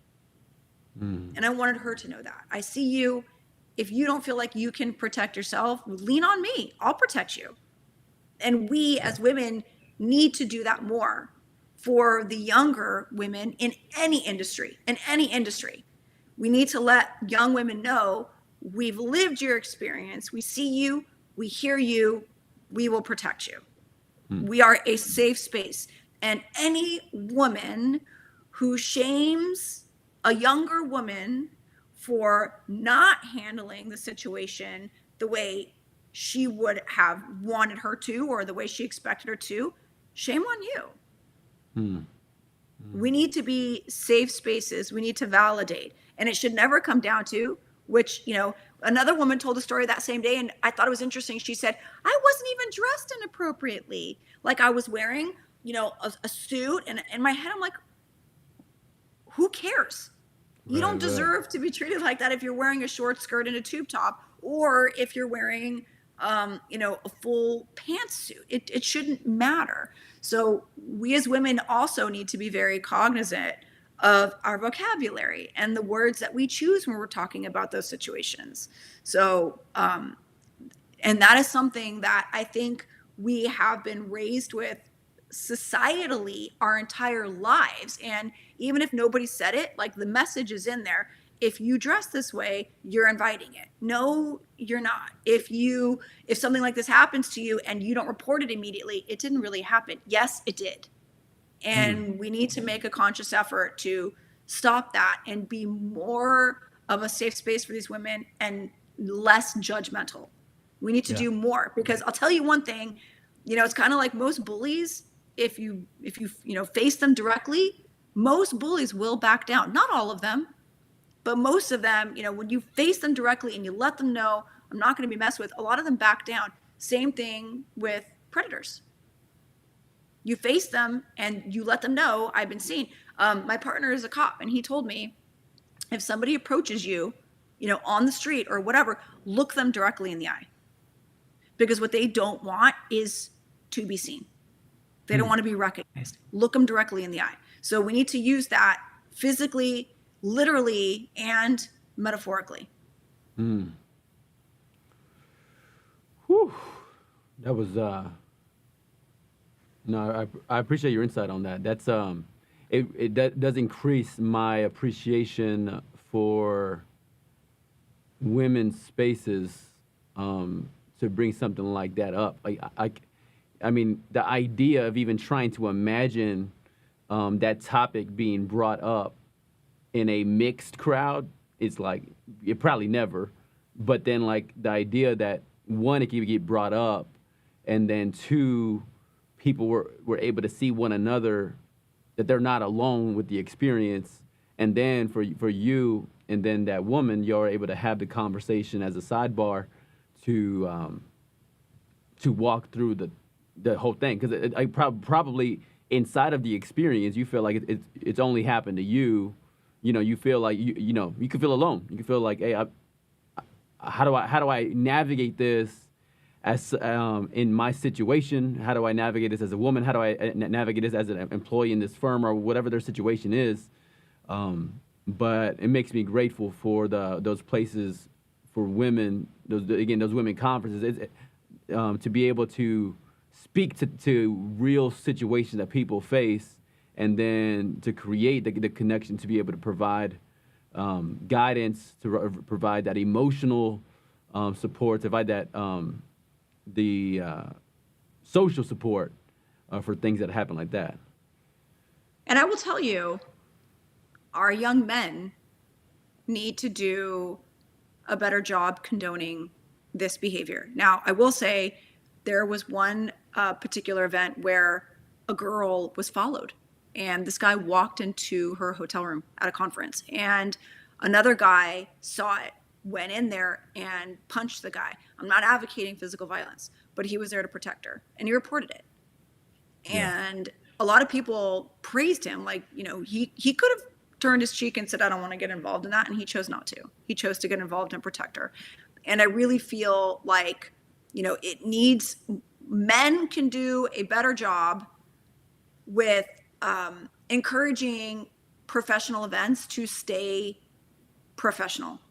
Men can do a better job protecting their female counterparts, especially young men, when they think it's really cool to go to these conferences and, aim to do more than just professional things. Like, if more men stand up and say, hey, that's not cool, that's not what I'm here for, I'm not going to do those things, and make it less socially acceptable, it will probably happen less as well. So I think they could do a better job protecting, young women who go to professional events from being assaulted. Wow. Come on, young men. Step it up, baby. Step it up. Yeah, like, how about not going to these conferences and getting drunk out of your mind, or other things, like, things that I just see where I'm like, this is craziness. I have a saying with my kids: nothing good happens after midnight. Yeah. You don't need to be out after midnight. After midnight, nothing good is really happening. Now, if you're spending the night with your girlfriends, and they're at home and you guys are chit-chatting in your pajamas, I'm not talking about that. I'm talking about when you're out. I tell my kids, nothing good happens after midnight. By then, whatever's going to happen is probably not good. So take your little behind home. Okay. Now, these things, and another thing that young men could do better is creating space for their more risk-averse counterparts. They could do better by including them in the conversation, and it sometimes shocks me how I see men in my industry, rah, rah, rah, feminism, and I support women, and I have daughters, and blah, blah, blah. But I see you doing things that are the exact opposite of those values, sir. So it'd be really great if they could also, don't just preach it, be about it. Don't just talk about it. If you are a man and you own a firm, send her to trial. If she is asking you for the trial opportunity, give her the opportunity. And I'm not talking about, just taking her to trial and having her carry her trial boxes. I've had several, it's a very common thing now where I go to trial and the defense attorney, knowing it's smart, I get it, it's strategy, knowing that their plaintiffs are two women, they bring a female associate to sit at the table with them. I get it. But more time, more than one time, I've walked up to the defense attorney and I'll say, so which witness are you going to let her take? Well, we were going to make that game time decision. You haven't decided? You haven't told her which witness she's going to take? Come on, let her take a witness. Let her take a witness. We could do a better job giving them the opportunity. I cannot tell you how hard I had to fight as a female associate for the same opportunities I watched just being given away to my male colleagues. Same age, same experience, same everything. Yeah. They were just louder about it. They were cockier about it. So, I really feel like, and I do it all the time when I see, young female associates come to trial, and when the men do give them a substantial part in the trial, not just carrying the trial boxes, but taking witnesses and arguing motions and things like that, I'll pull them aside after the trial. Hey, I really appreciate what you did for her. You probably just changed your career. Good on you, man. Wow. So men could do better with creating those spaces for their younger female counterparts. Yeah. I think as a quick observation, I think your insight about so many things that could be better or improve. Sometimes I think when I have similar thoughts in other spaces, I think there is an element of like trying not to go crazy with all of the ways I see like people can be better, whether it's women can be better or men can be better. How do you navigate all that? Like you know what I'm saying? Because you're I would say your wisdom, your insight, your awareness of these situations inside and out. Not we're talking like your awareness of law, but then also your awareness of people, your awareness of personal development, all of these things that you have. How do you maintain a sanity about with it all, but also having these deep insights of things that really need to change? I focus on the important stuff. Yeah. The amount of times I've had, younger attorneys try to tell me something that I know it's wrong. I know it's wrong, and I want to, gently serve them a small piece of humble pie. I don't do it. I Yeah. focus on the issues because I feel like when you make too much noise, the noise that matters doesn't get heard. So for Mhm. me, I focus on the big issues. The little issues I navigate around, and I think that's kind of a people skill. Like that's, a little managerial skill that I picked up in managing people. You got to focus on the big stuff Yeah. and let the little stuff go. Hmm. Got it. Okay. Pick your battles. Yes. Yes. Yes. Yes. Now, let me ask you about on the men's side of the question I just asked you about the women. Are there worries you have about young men of today and the young men of tomorrow? Or is there worries you have there? Yeah, it's everything I just said. Like I feel Okay. like the young men need to do a better job creating space Yeah. for their female counterparts. Hmm. I think young men could do a better job, making the nonsense at professional events I talked about less attractive. They could, I don't know what the word is, de-glamorize, unglamorize, doing things at conferences that are not professional. Hmm. I think that, younger men could do better getting on board with how they talk about women. And it's funny because there was a picture of Tiger Woods that came out not that long ago. And somebody I respect a lot posted it. And it was him and another golfer. He was making a joke, and you could see he was handing something to the other golfer. What he was handing him was a tampon. Right. And Right. I I remember seeing that. posted, yeah. And I posted on that basically, shame on you. And by the way, you could never. You could never bleed for 7 days and deal with menstrual cramps and do all that. Yeah. You could never birth a child, sir. And, women are tough. And I find it infuriating. I can't even say the word infuriating. I find it emotionally and socially unevolved and immature that we associate femininity with weakness, right? So when we tell a guy, man up, don't Hmm. be a P word, stop acting like a girl, play like a man. Yeah.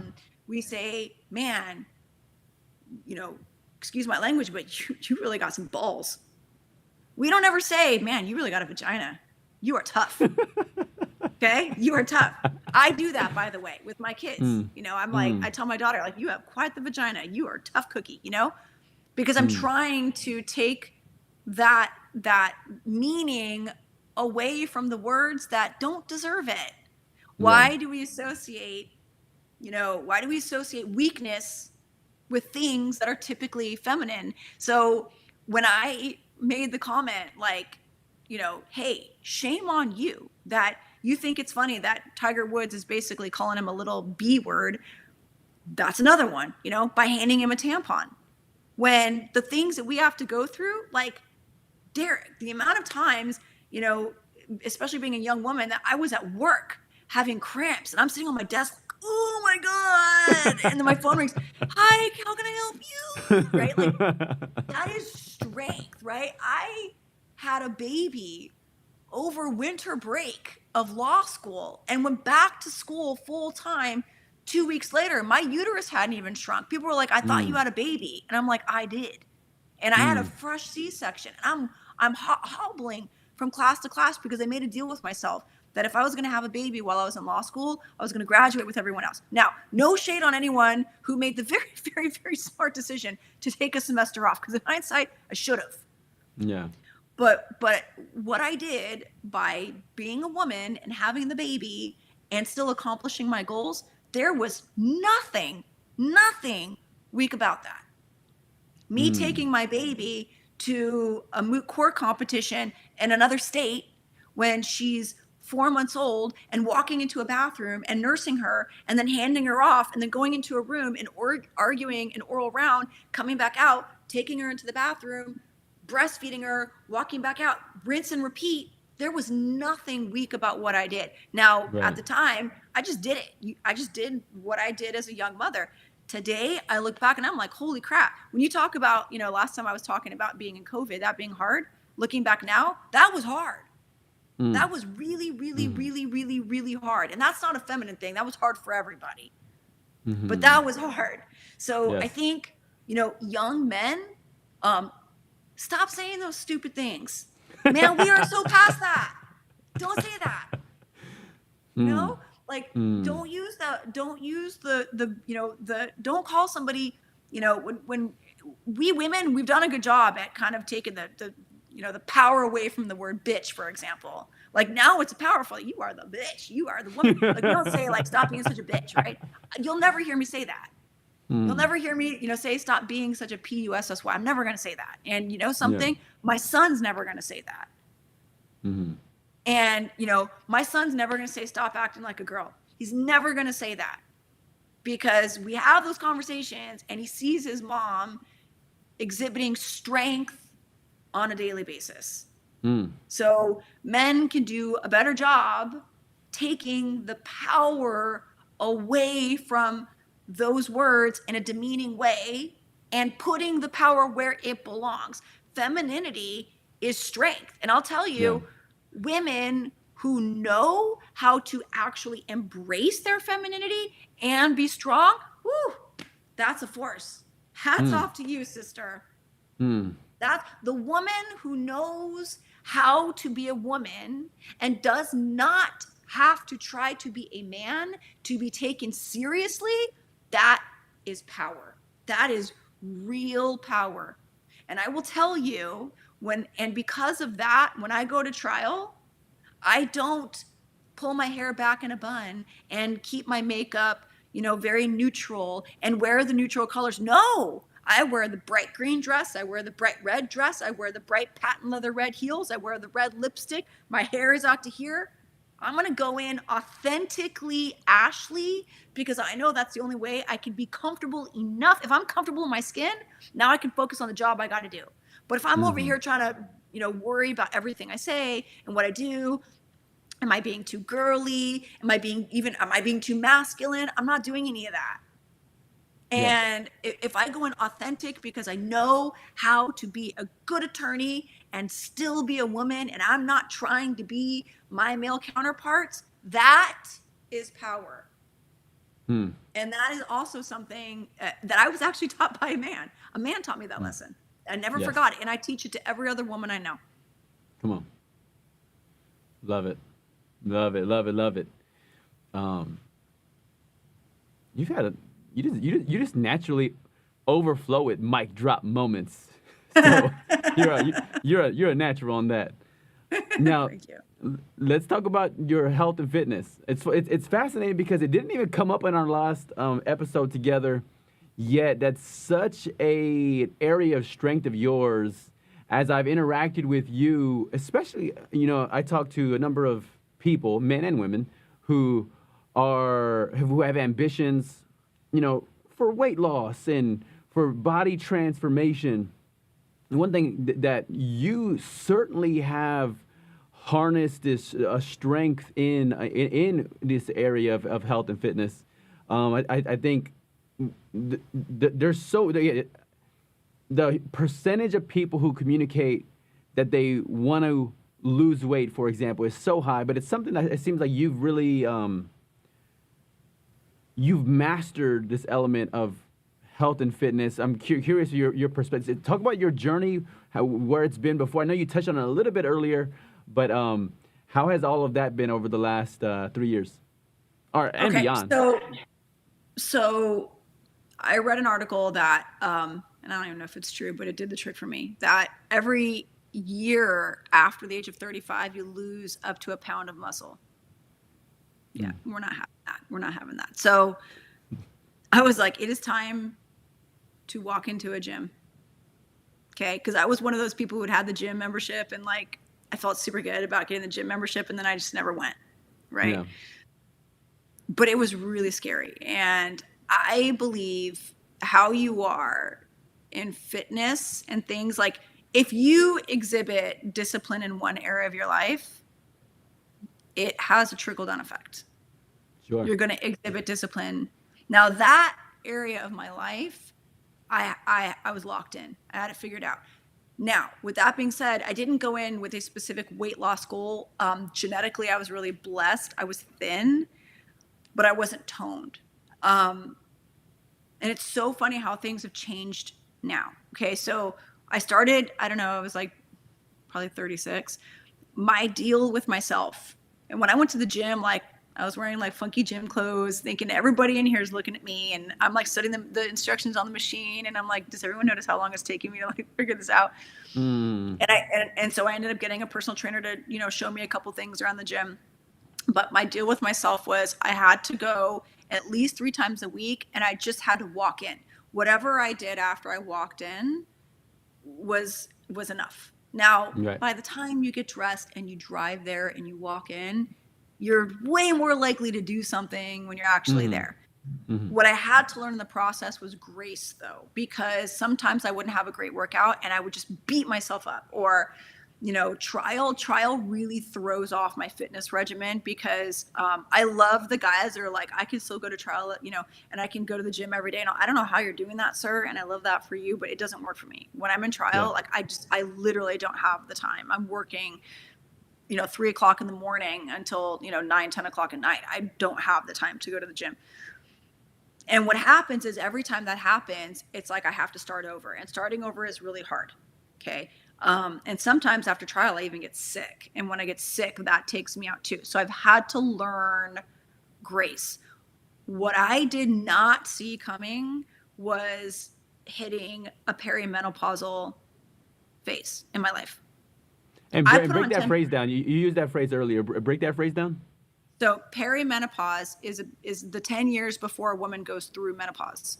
Her body starts getting ready for the change. Okay. Things that can happen, like things that happened to me, was I started getting cystic acne. Like my daughter and I both went to the dermatologist last week. It was hysterical. We're both in there for acne, just totally different phases of our life. You know, we're both in there for hormonal acne, but I'm in there for adult hormonal acne, and she's there as a teenager. Okay. The difference is we all know about what she's going through, but nobody talks about the perimenopausal phase.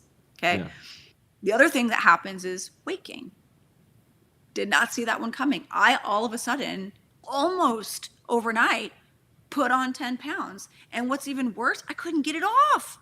I was like, what is this? Right? But I believe in the power of perspective. Okay. I was already thin. So what? I gained 10 pounds. Who cares? I had this new thing called a butt. What is this thing? This is great. Like, I was like, I felt like I could jump into a music video. I couldn't. I can't. But I was like, what is this? So instead of like getting super hard on myself, and now I'm having to buy, you know, jeans that are 1 to 2 sizes up, and I had to donate all my clothes because they didn't fit. I was holding on to them for so long, thinking, I'm going to get back into this. I'm going to get back into this. And I realized it was doing more mental harm on me than accepting my body for what it is. Yeah. And what I realized is once I stepped into my body for what it was, like I actually, not that external attention necessarily matters, but I got more external attention, which is also what I was not expecting.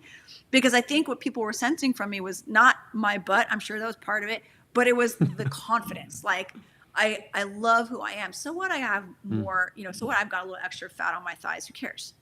So I would still go to the gym and I still did the things, but I wasn't necessarily killing myself on the treadmill anymore or restricting my calories to 1,200 calories a day. That's really hard, by the way. And I was constantly hungry, which means I was constantly cranky, and that was not a good situation. So the fitness journey, it's changed. I also got into a car accident in last August, and I really injured my neck. And that's been very hard for me because I'm very competitive when I go into the gym. The reason I like to work out in a gym is because I love the competitive energy around me, especially when I see another woman, like, bench pressing something where I'm like, okay, that's my next goal. And I'm like, how many pleats you got on there, right? Like, I'm making a mental note. I got to get there too. But it's hard when, you do an overhead press and you're like, oh God, what is that? Did I just screw something up? Did I hurt it even worse? So I'm now kind of like, I feel things like I'm getting used to this new reality of having a neck injury that I have to be careful for. I have a little more weight on my body. Things are changing because my body is aging and it's getting older. And sometimes when I'm in trial, like, I've lost a lot of the gains that I made because I literally just got out of trial and then I went to a conference for a week.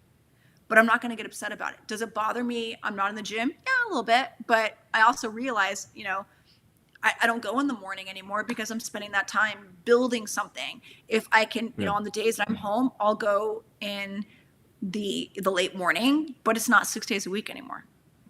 Now it's more like 4 days a week. And that's okay.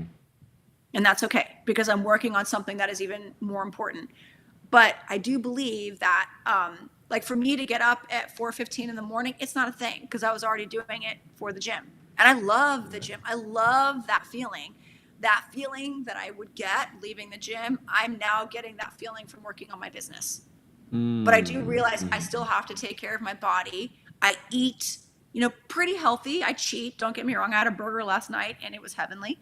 But taking care of my body is an investment into me. And look, my dad's successf's and when we were talking yesterday, he was like, Ash, are you taking care of your sleep? Because I want you to understand you can't be successful if you're not taking care of your sleep. And I'm like, Dad, I'm working on it. The other thing I didn't anticipate happening was I went to a naturopathic doctor. I felt like something was off. I had a whole bunch of blood tests done. Turns out I had a lower gut infection. I had another infection in my gut as well. I had why am I blanking on the name? It's a very, very common gut infection. It was giving me massive headaches. And I also had a cortisol problem. I had a cortisol problem, so I wasn't sleeping. I would sleep, but my body would never go into an REM state. So I was tired all day. And my body was producing no melatonin. And I wasn't feeling well. Well, oh my gosh. And when my doctor got the test results, she was like, how are you not hospitalized? How have you been walking around like this? I don't know. I powered through. That's what I do. I powered through. Now I'm realizing you got to take care of yourself. If I really want the success, I've got to listen to my body. I've got to take care of my body, even if it means I've got to tell my partner and my kids, like, my partner wanted me to go with my daughter to Catalina this weekend. I can't do it. Why not? Well, 2 weekends ago, I was in trial. The weekend before that, I was preparing for trial. And then last weekend, we were at a conference. My body's tired. I can't do it. I'm not going. But I'm not going. I can't do it.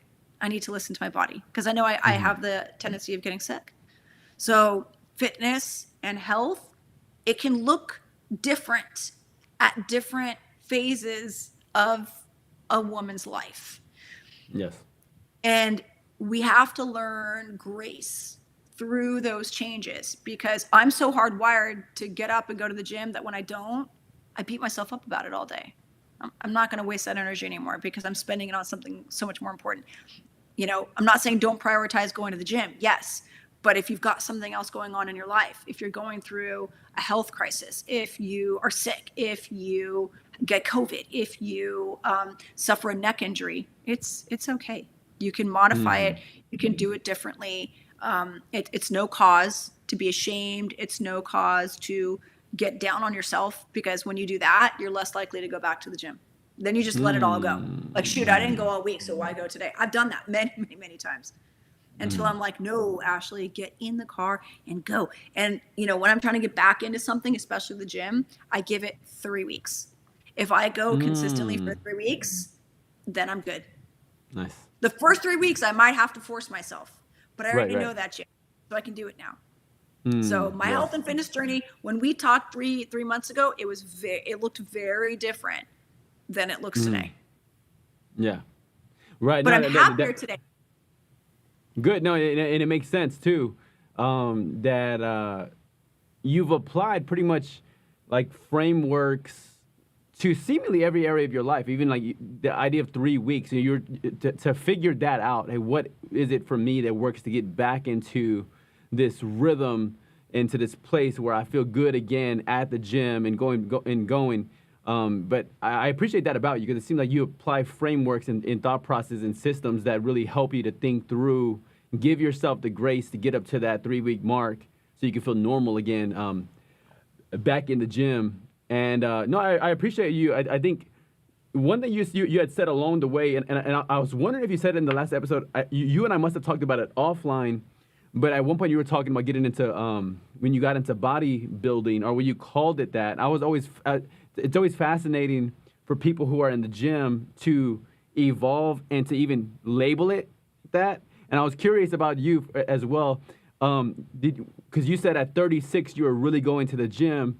At what point did you go from calling it working out to bodybuilding? So I did that when I called it weightlifting, and someone's like, well, what are you really doing? I was like, I'm lifting this, I'm doing these exercises. And they're like, that's bodybuilding. And I was like, oh, okay. And I was getting like kind of crazy with it. Like, I mean, I was jacked at one point. Like, I'd go to the grocery store and people were like, are you a personal trainer? And I'm like, why, no, I'm not, or guys would jokingly say to me like, oh, don't hurt me. And I'm like, okay, so, and I was bodybuilding. I looked the part. And, right.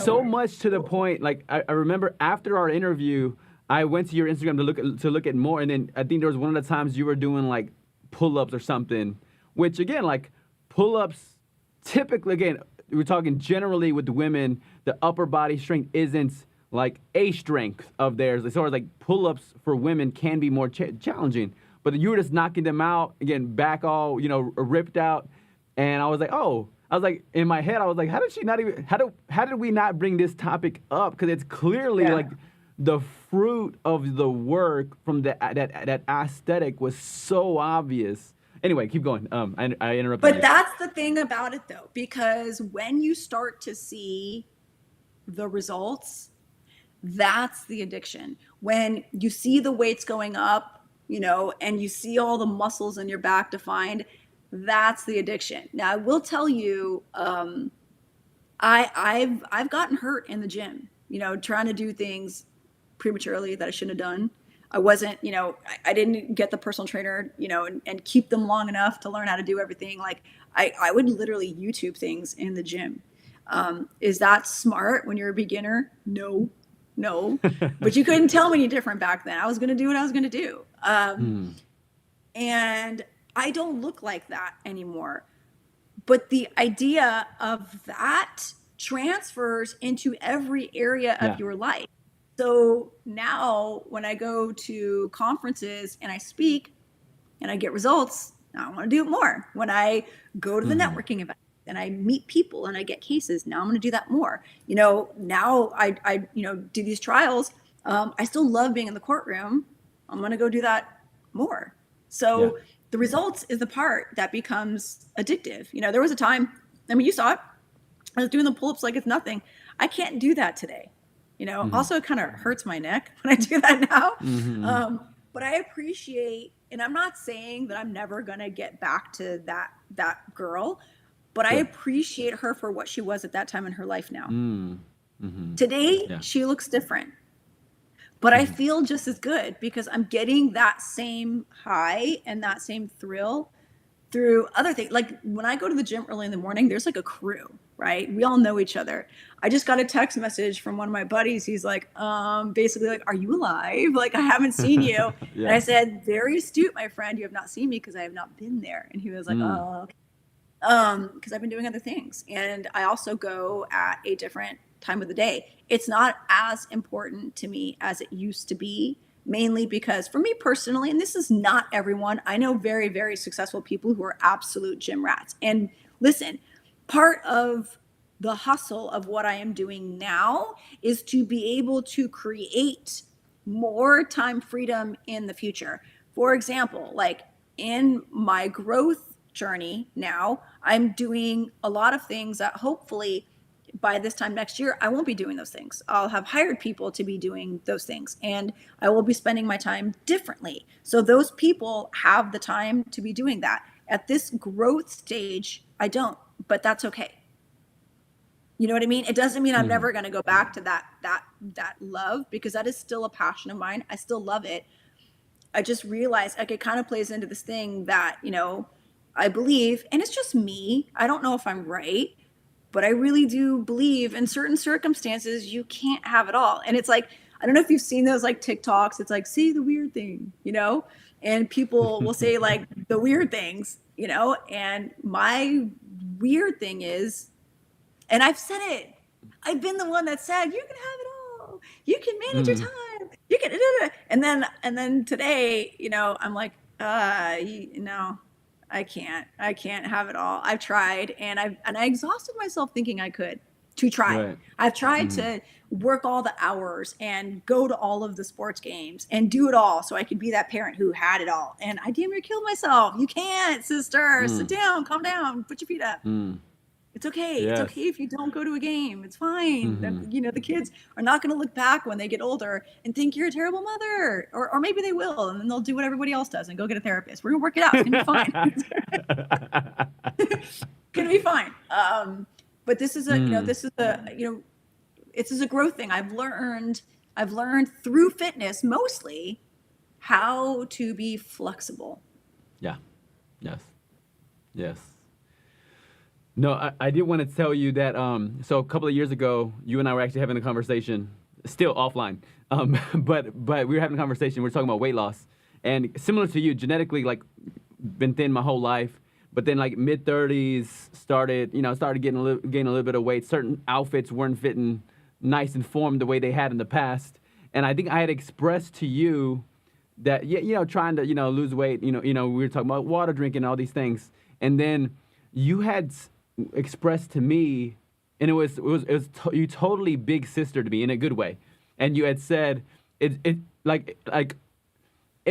was so simple, but you were like, it's just caloric deficit, like that's it, and like in my I think my focus at the time, I was spinning all these plates, whatever, book writing, business building, one-on-one coaching, small group coaching, podcasting. It was like all of this stuff was like, and it was like, oh, I haven't ever had to study caloric deficit, caloric density of different foods, protein density, carb density, all these things. I haven't really ever had to on my own because it wasn't ever relevant.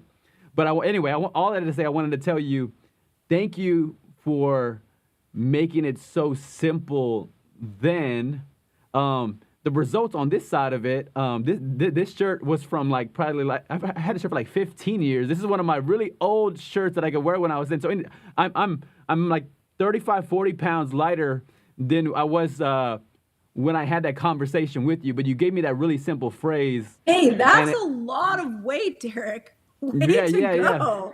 Yeah, it was but just you saying it took me on this journey of studying caloric density in food and caloric density in drink and all of that. So all of that to say is I wanted to extend a thank you. I never circled back to tell you, I guess, that progress report, but it's definitely, I'd say, I definitely have a sense of gratitude for you big sistering me and putting it so. You didn't say it's just caloric deficit, stupid. But it was the spirit of a big sister saying, like, little bro, it's not really complicated. It's pretty simple.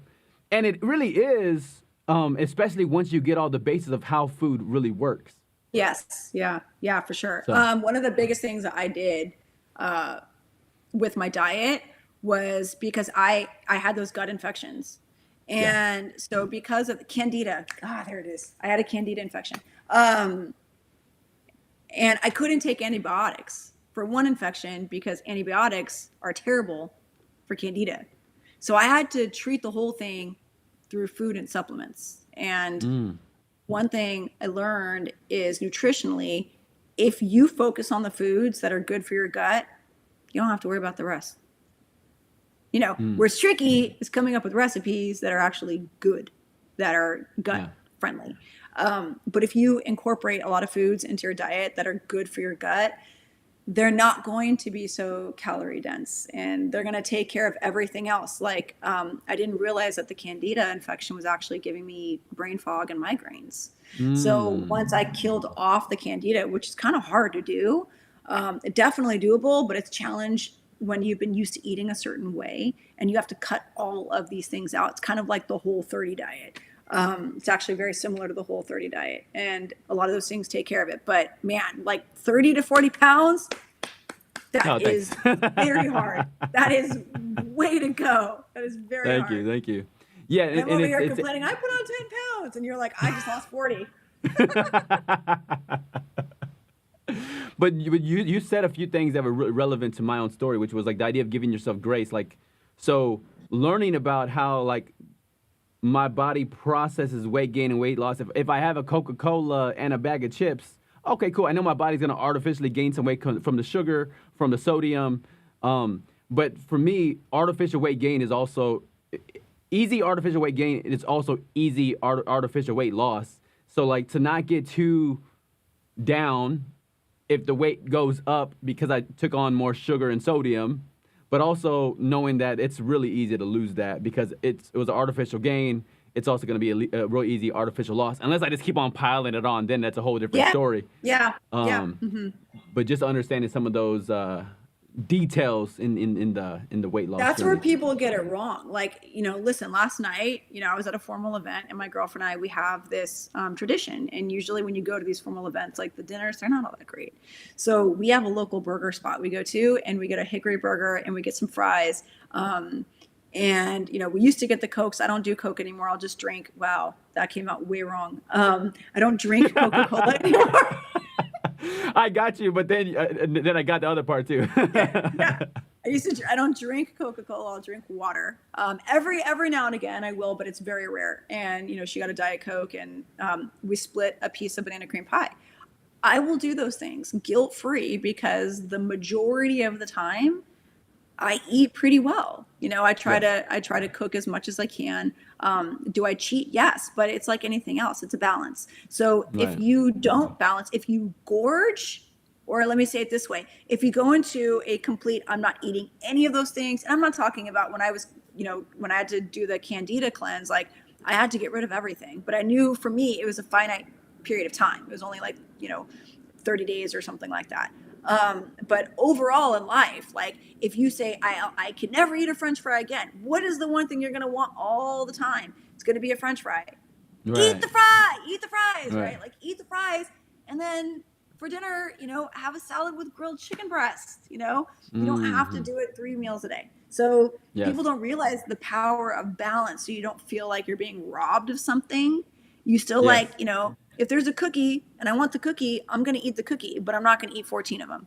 Maybe I will, but that's usually if I'm really upset and watching episodes of TV trying to avoid my emotional feelings. But short of that, like I'm going to eat the cookie. I'm not going to eat 14 of them. Like it's all the balance. You're right. It's going to be an artificial weight gain, which you're going to lose it easily if you go back to what should be your normal eating habits. So way to go. Yes.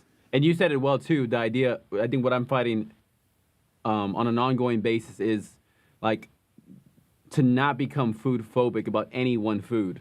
So like, hey, like I don't want to grow a fear. Oh no, what will happen if I get that bag of chips or drink the Coca-Cola or get pizza or get Yeah. nachos or get a burger? No, like I can bounce back for any of that. Um, Now it's still work. It's additional work to overcome it if I have certain goals. I was teasing because I told my wife yesterday. I was like, all right, I guess I'm gonna go. I'm gonna go for a run. You know, put a little 3 mile in. And I had a t-ball game that I was coaching afterwards. So I was like, all right, I'm gonna actually run around the neighborhood, which again, it's a 3 mile loop. But it was it was shirtless. But I had never done that before. Like in my since I was 17, probably because of like, pseudo modest Christian thoughts or whatever. But then I'm like, I don't know. There's like shirtless people all over the world. I feel like this is not like breaking really Yeah. anything. Yeah. But the idea, like to me, Pretty sure no one's gonna be like, heathen, go home. Like, you're safe. hey, the first time somebody tells somebody on me, I'll let you know. Yeah. But I mean, hey. but that might just be a crazy thought. Anyway, all I had to say is, but like it was an interesting experience and experiments in the like when you work, I get in your body where you want it to be as well. Then like for me the efficiency of going, all right, let me get the run in, but also let me get some vitamin D in as well. You know what I'm saying? From a sin exposure perspective. Anyway, all that to say is I just wanted to make sure, as we talked about your fitness journey, your fitness insight has helped me as well, and I wanted to make sure I express my gratitude to you. That absolutely makes my day to know that. Thank you for telling me that. That's really wonderful. I'm really glad to hear that. All right. So let's go. We have one major section left. I want to ask you.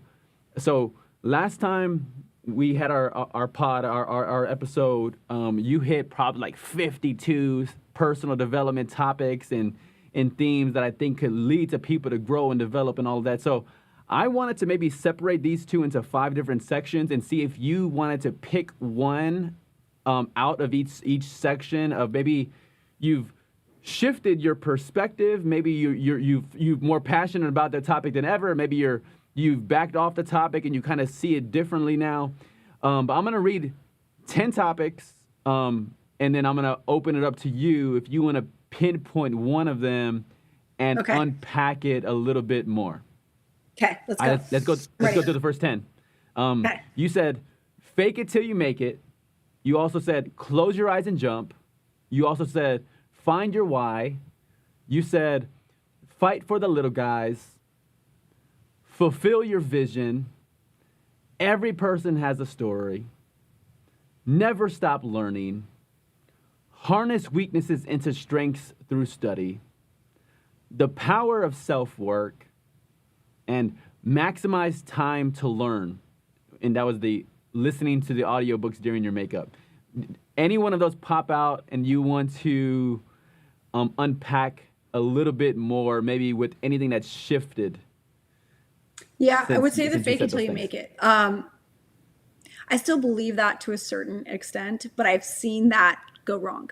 And I tried a case with somebody who I could tell had not studied it at all. And things happened where I was like, oh my God, like, how do I tell you this? And I told this person, you have to study this. Okay.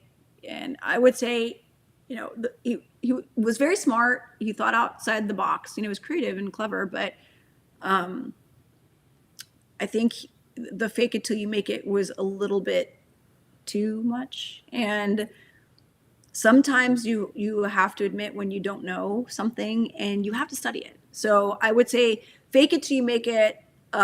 When it comes to confidence, sometimes you really do have to fake that until you figure that out. Sometimes if you have an ingrained belief about yourself that is wrong, you have to say the opposite. Like you have to turn it into a positive affirmation and you just say it and say it and say it and say it. And no matter how uncomfortable it feels, until it becomes realistic for you and you believe it. So the fake it till you make it, yes, but that has its limitations. Okay. Mm. Basically don't be an idiot. Okay. Know when you need to admit that you don't know something before you do some damage.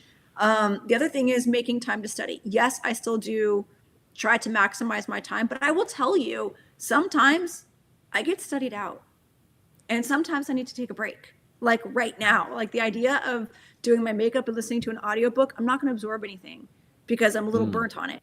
So what I do when that happens, and it happens, I give myself that time to not, and then I go back to it. Now, I didn't realize that's an actual thing. Like that's a scientific thing. That's called dopamine. And what happens is if you get a dopamine hit from the same thing over and over again, guess what? You don't get it anymore. This is why people spend so much time on social media. Every time you post something and you check your social media and somebody new comments on it, or they like your photo or whatever, you get a little dopamine hit. But then you check it again, and then you check it again, and then you check it again. And the reason you keep coming back is because you're not getting the dopamine hit anymore. So you keep going for the dopamine hit, but you're not getting it anymore. And the trick to overcoming that is abstinence. You abstain from the thing that gives you the dopamine, like listening to certain kinds of music. If you listen to it over and over again, stop. They actually say people who study dopamine, don't listen to music every single time you go to the gym. It won't have the same motivational effect on you if you listen to it every single time.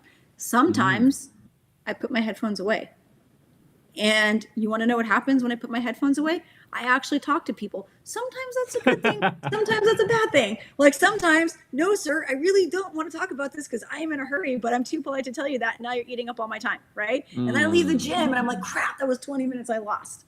Okay. So, but the next time I go to the gym, I put the headphones in. Now all of a sudden, that Eminem song, I'm feeling it again. Right? Like 3 days ago, I was like, why is this thing lacking? It's not doing it. Now it's doing it. So yes, take the time to study and maximize your time. But if you start getting burned out on it, there's a reason for that. So do the abstinence for a period of time, and then when you go back to it, you'll start getting the benefits again. Love it. Everything else, I don't know where I got the genius from, but I'm sticking with it. I like it. I like it. No, and I appreciate you talking about limitations for the fake it till you make, because I think there's something in any of these adages or perspectives that we share, and then there's the analytical person in me goes, all right, there has to be conditions where a principle no longer works. An example sometimes I'll use is like honesty. Yes, I always want to be honest, but if somebody broke into my house and I had to mislead the person who broke into my house so that I could protect my wife, like would I really choose honesty and put her safety at risk, or would I try to maybe be dishonest for the sake of her safety? Yeah, the value of protecting my wife is more important than the value of honesty in that moment. So it's not like any one principle. I think there's conditions, if we look far enough, the condition of when it wouldn't actually serve us or help us. And you illustrated that well with your colleague who was using that fake it till you make it and wasn't prepared enough by having studied what he needed to study. Right. Yeah. That's what I'm saying. Yes. All right. Let's go over your next 10 from the episode. And then you pick out one or however many you can hold on to unpack for us today. All right, we have, next one is successful people have the same habits. Then you said thoughts don't equal reality. Trust the parachute packer. Control your mind. Face the fear. Just do it. Excuses have to stop. Put your big girl clothes on. I'll put it that way. You used a different phrase. The next one you said, I challenge you. In number 20, you said, you are your biggest challenge. Okay. I would definitely expand on you are your biggest challenge, because sometimes you're your biggest challenge when you don't even realize you're doing it. And when it comes to that, it's time to employ a third party. So I had to realize, because of my particular type of ADHD, I have a really hard time goal setting. Why do I have a hard time goal setting? That process feels so overwhelming for me. Like, I don't even know where to start. If I want to set a financial goal, I don't know how much money is reasonable to make this year. People are like, be delusional. Okay, 5 million, but that's not realistic for where I'm at, right? It'll be realistic in the future. So I hired a business coach who also specializes in ADHD. And he was able to help me compartmentalize my thoughts and create a plan and create the goals. And I am now meeting those goals.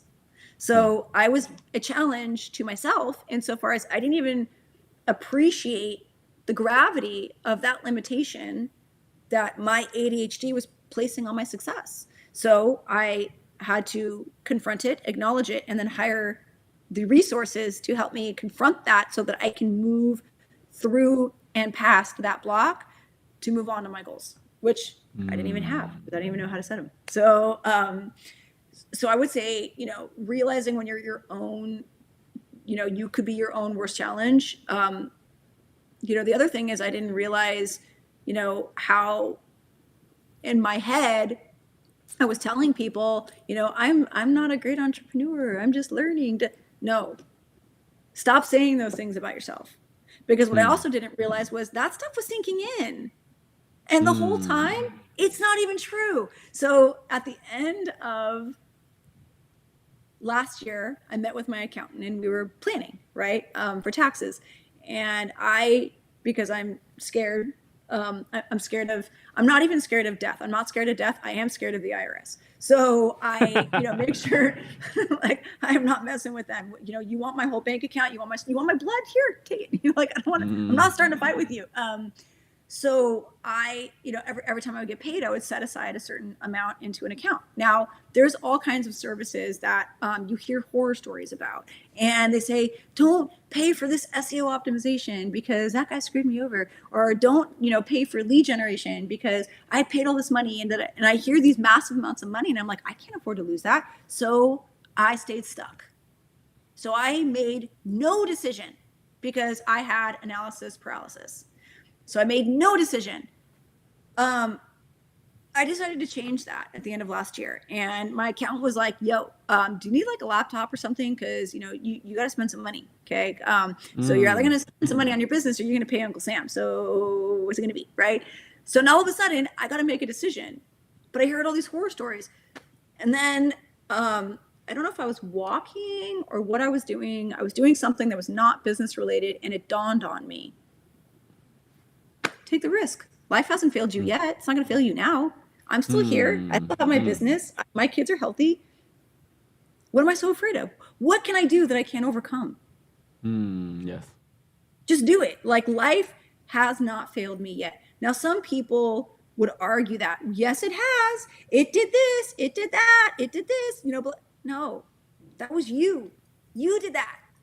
You did that. A lot of people don't realize, you know, accountability is so important. That's why I said the excuses have to stop. No, you did that. Okay. You made that decision. That wasn't life. That wasn't God. That was you. Okay. And when you take accountability for your own bad decisions, guess what? You have the power now to fix it because now you're not a victim anymore. So I love accountability. Accountability puts me in the driver's seat. Okay. Where excuses and victimization puts me in the passenger seat. I can't control where that car is going. I don't want to live my life like that. I want to control the car. Okay. So I'm going to take accountability. What I learned was, you know, there's only so much you can control, and then the rest you have to surrender to. But if I make this decision to invest in this business resource and I'm wrong, I'm going to figure out a way to overcome it. You want to know why I'm going to figure out a way to overcome it? Because that, sir, I do have the data to back up. I have overcome everything. Even the mistakes I've made. So far, life has not failed me. I've had obstacles. I've had challenges. The stuff that happened during COVID, that was not me. I can't take accountability for that. I didn't cause that. I didn't do that. Right. But I still overcame it. So I spent the money. Now, can I tell you today whether it's going to work? Nope, cannot. I don't know yet. But it's okay. Because all the other money I set aside is still safe. I'm okay. It's fine. That's right. It's fine. The money's already spent. So even if it fails, so what? It's going to be fun. Yes. Hi, I'm still in the podcast. Oh, If you want to sit here quietly, you can. This is multitasking. So the point is, here, sit here. Sit here. That's Cody. Hey, what's up, Cody? So the point is that when you say like you are your own worst challenge, like I was more of a challenge to myself than I had even appreciated, because those little things like I'm not a businesswoman, I'm not good at money, those things I kept thinking and kept hiding from, which by the way, somebody told me recently that the biggest way to overcome that is just to do the thing. So, to me, like meeting with my accountant gives me such bad anxiety. I need you to sit over here.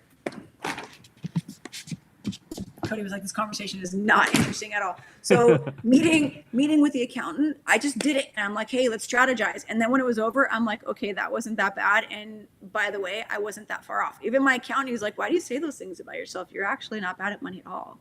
But I kept thinking, because I don't know how to invest in the stock market, and I don't own 3 investment properties, which like I managed to buy as a first-time home buyer with a super low interest rate, and then I flipped it a year later and then bought 14 other properties. Like, I'm not a financial genius. Why was I holding myself to those standards? Why was that my goalpost? Why was that my baseline? Yes. Like, why was that what I was comparing myself to? It was ridiculous. So I learned that you have to be very cognizant of how you talk to yourself, even more so than I thought back then when I said you are not your thoughts. I still believe that, even more so now. But it came through in my reality where I thought I had overcome that. I didn't. It wasn't until I brought in a third party, another resource to help me, that I was like, oh my gosh, I was really sabotaging myself, and I didn't even realize how bad. Yes.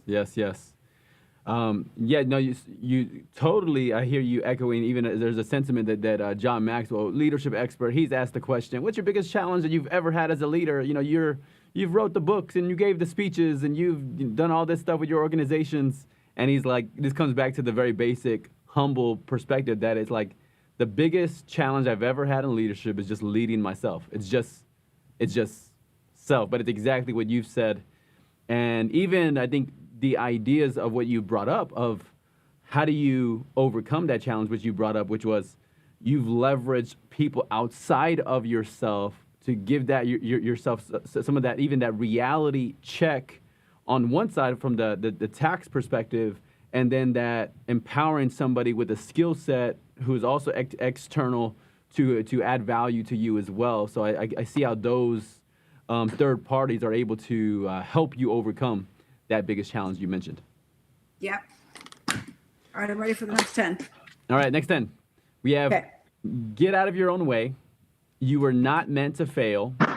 You are the man in the arena. All the talkers are not. Want results? You got to get your hands dirty. Never tiptoe the ethical line. Go by your gut. Hold the tension between being respectful and aggressive. Results attract clients. Know the power of being a woman. And you get more bees with honey than vinegar. So you do get more bees with honey than vinegar, but sometimes vinegar is necessary.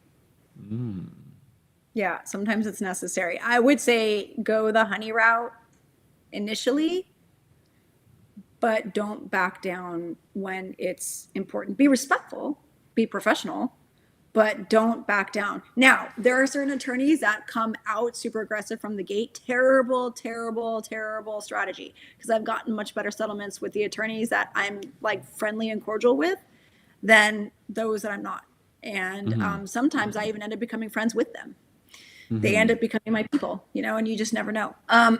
Don't be afraid to get your hands dirty. It's true. You got to be able to do the things. Do all the things. And do them to the best of your ability, while remembering that done is better than perfect. I've seen perfect stall things, and done is better than perfect, but do them to the best of your ability. And the way that I've learned to do that is whatever I'm doing right now, short of me being a mom and my son walking into the room. But I try to be 100% present in whatever I'm doing at that particular moment and do that thing, just that thing. I tell myself, even when I'm in the gym, when I go during lunch, it's a little different now because I don't feel like I can completely connect during that hour because it's in the day. But if I'm doing bench presses, I tell myself, do these bench presses safely, but to the best of your ability right now, and focus only on the bench press. Nothing else. Don't even worry about what the next exercise is. Worry about what this thing is. And that actually helps me manage my ADHD. Like I was writing a mediation brief today. I hate doing that. It's mind numbing. I don't like writing. It's boring to me. I don't like it. But I take each section, just do this section to the best of your ability. And then if you do that with each, then all of a sudden the brief is done. Yes. And it's done well. It's done with quality. So. Love it. All right. Next 10. You said start out being a decent human being and stay being a decent human being. You said being authentically you is the most effective strategy. You said a lack of authenticity will result in a lack of credibility. Play to your strengths. Stop guilt tripping yourself for not working all the time. Exhaustion has consequences to your family. If your cup isn't full, everyone is affected. Listen to your body. Stay present. Schedule in self-care. So I still suck at scheduling and self-care. I try. No, I don't really try. Not hard enough. But I would say you have to listen to your body. You know, yesterday I had a full workday planned, but I was tired. And I can tell that my cortisol is messed up again. Now, that happens to me when I get super stressed and I'm not getting enough sleep. And the net effect of the cortisol imbalance is the lack of quality sleep. So it's like a cycle. And then throughout the day, I'm like dragging. I'm so tired. And then everything becomes a chore rather than me doing it with energy and excitement. That means that's a signal to me I need to change the way I'm doing things because my cortisol needs to get back into balance, which means I need to stop working more than an hour before I go to bed. I need to stop with screens, no screens, an hour before I go to bed. I need to dim the lights. I need to tell my family to lower the volume of their voices. I'm not sure if that's going to work yet, but I need to tell them to lower the volume. So basically, I need to do the things to signal to my body that it is time to go to sleep.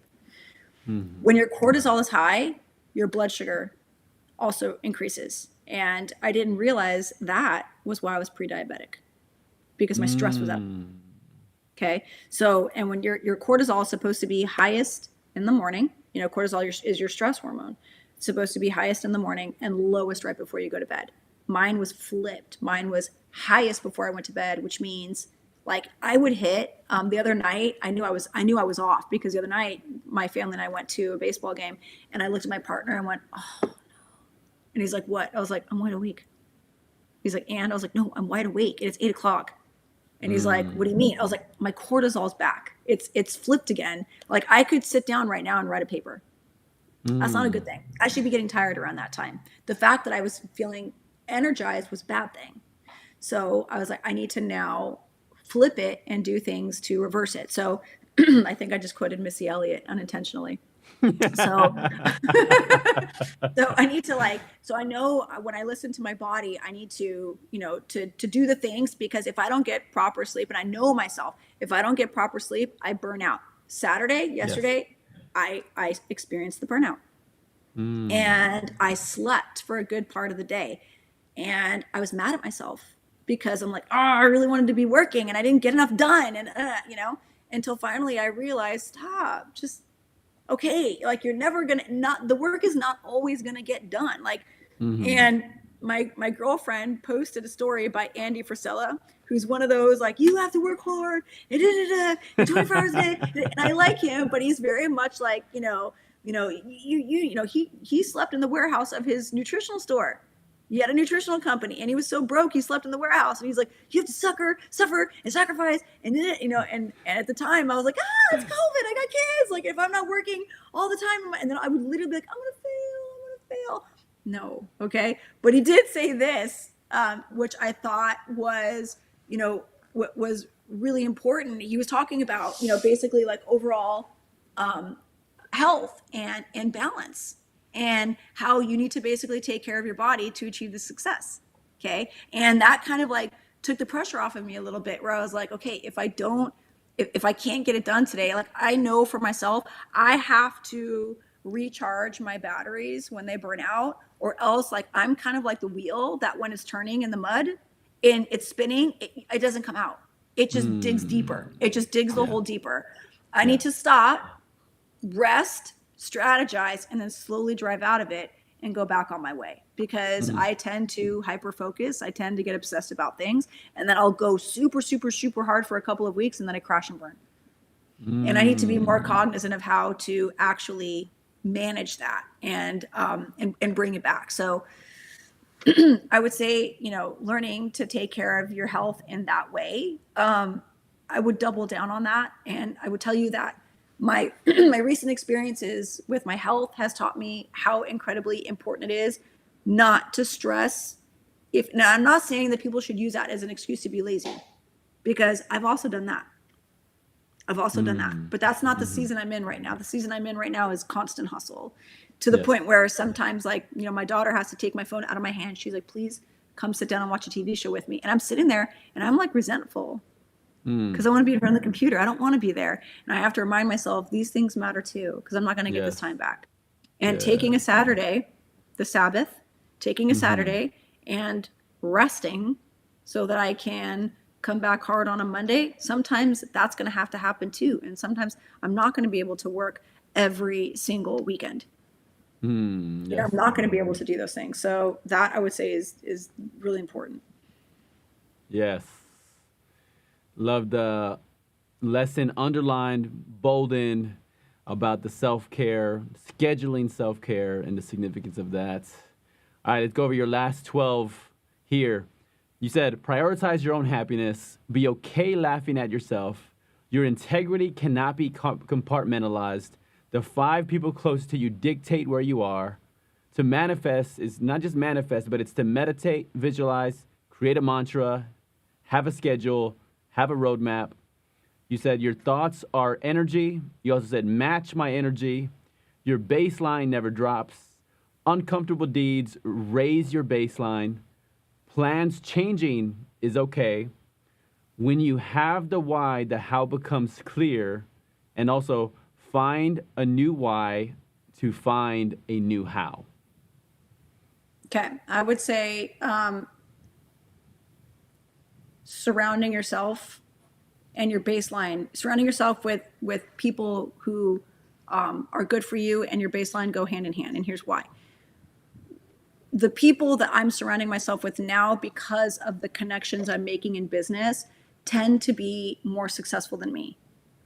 And when I go to their homes, and I'm talking huge homes, and I see what they have built doing the same thing that I'm doing, it no longer looks like something I can't achieve. Now it looks like a goal. Now it looks attainable. Now this is a goal. This is another goal, right? When I see the vacations that they're driving, the vacations that they're taking. I went to a conference recently, and my best friend, she's,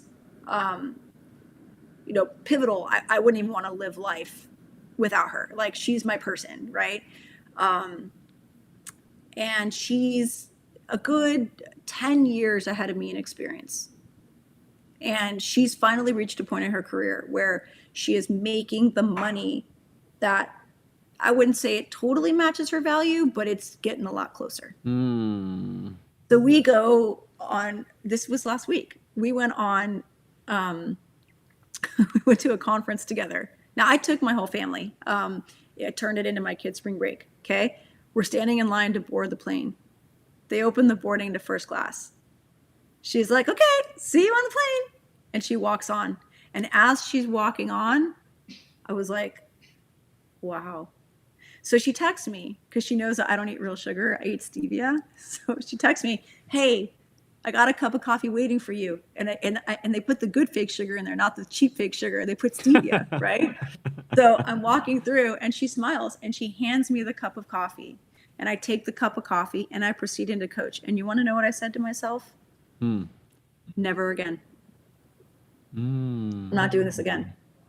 Now, I'm not saying, people shouldn't fly coach. Yes. But But picture this, okay? I'm sitting in coach and I got work to do because I went on this conference. I reported ready for trial on Monday. So I got a trial prep, okay? So I'm sitting in this tiny little coach sheet and I have a 17-inch laptop. Why do I have a 17-inch laptop? Because I like to split the screen. I got to work off of 2 documents at the same time sometimes, okay? So I got a little tray table and I got the 17-inch laptop. I got my backpack shoved at my feet with my notepad and my highlighter and my pen, and I got to pick up the laptop and I got to move it over so I can lift the tray and get down and pull the backpack up. And I'm thinking to myself, this is ridiculous. This is ridiculous. She's got all that space up there to like put her laptop up, right? And I told myself, and I was telling my parents, you know, watching her walk into first class lit a fire in me. Okay. I worked so hard on that trip, Derek. I worked so hard because in my head, that's the life I want.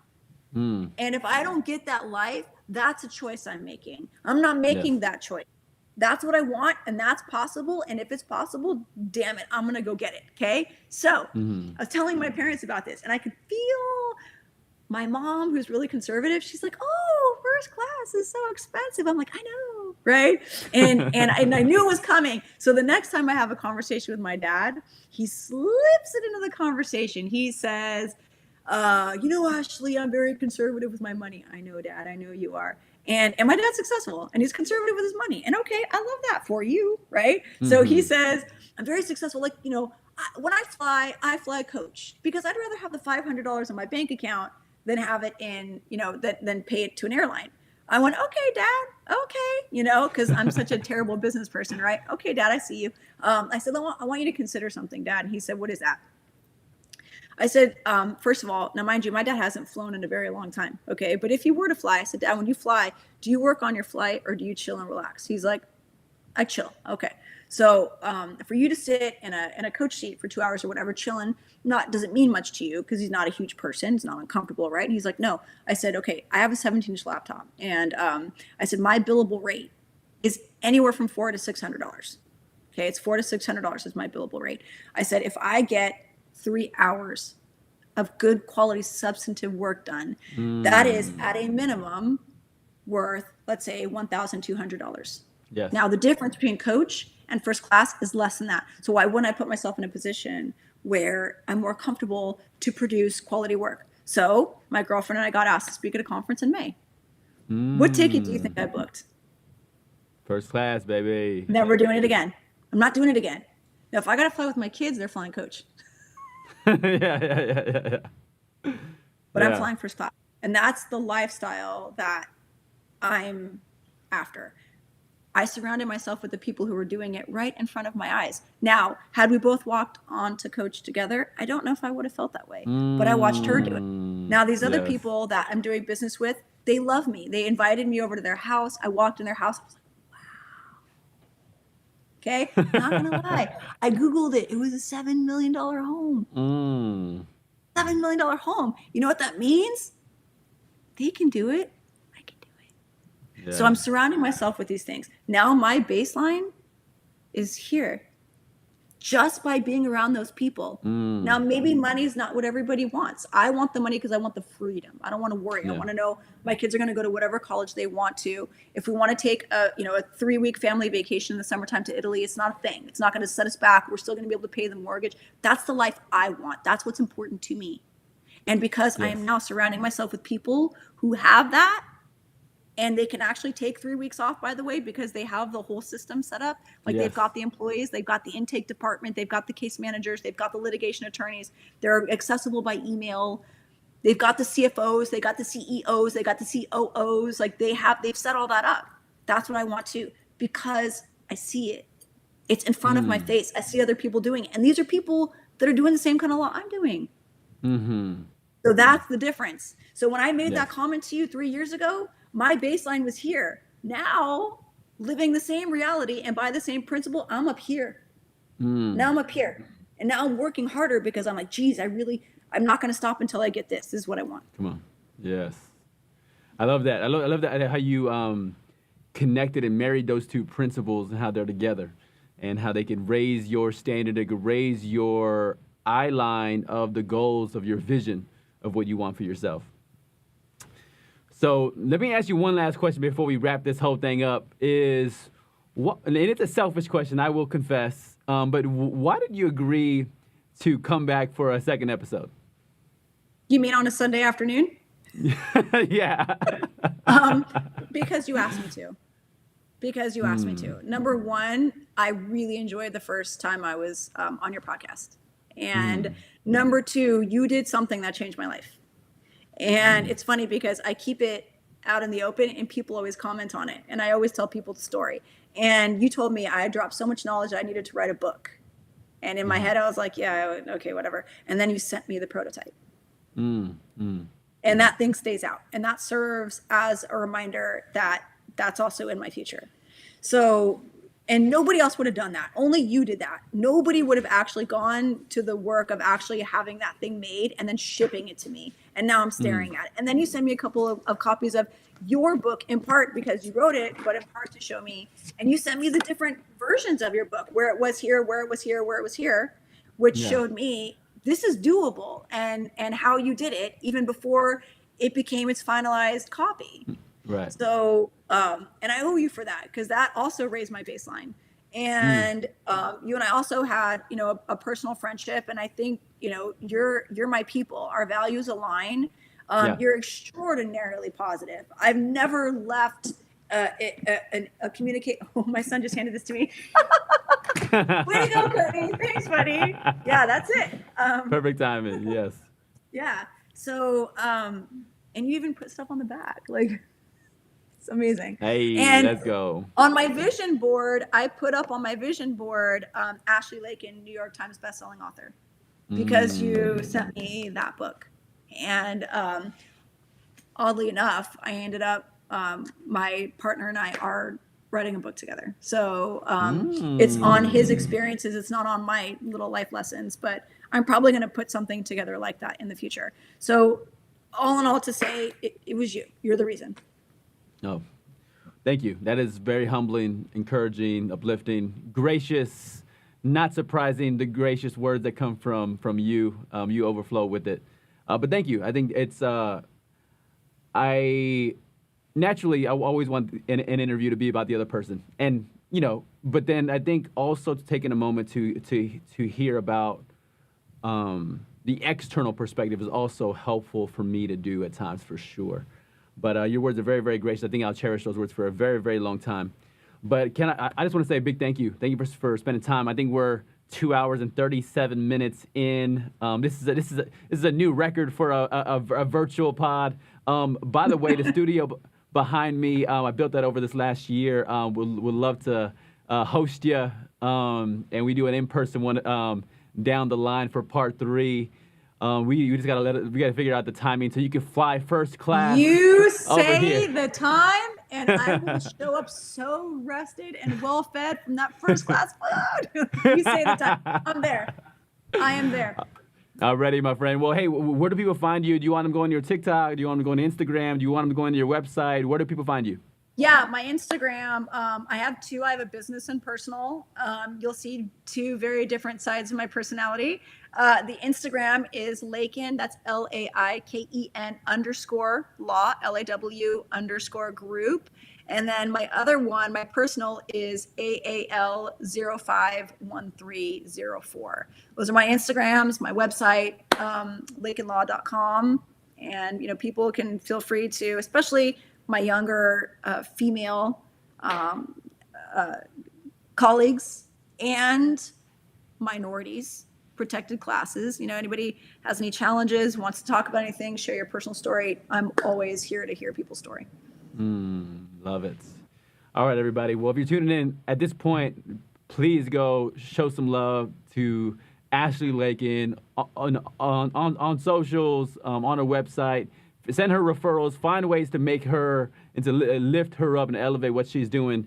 We want to say a big thank you to all of you all for listening in. It's always a privilege to be able to showcase stories like this. I think Ashley dropped some incredible insight. I think we were entertained, we were enlightened, we were shocked, we were challenged, and I think we can say a big thank you to Ashley. But thank you so much, everybody, and we'll see you on the next episode.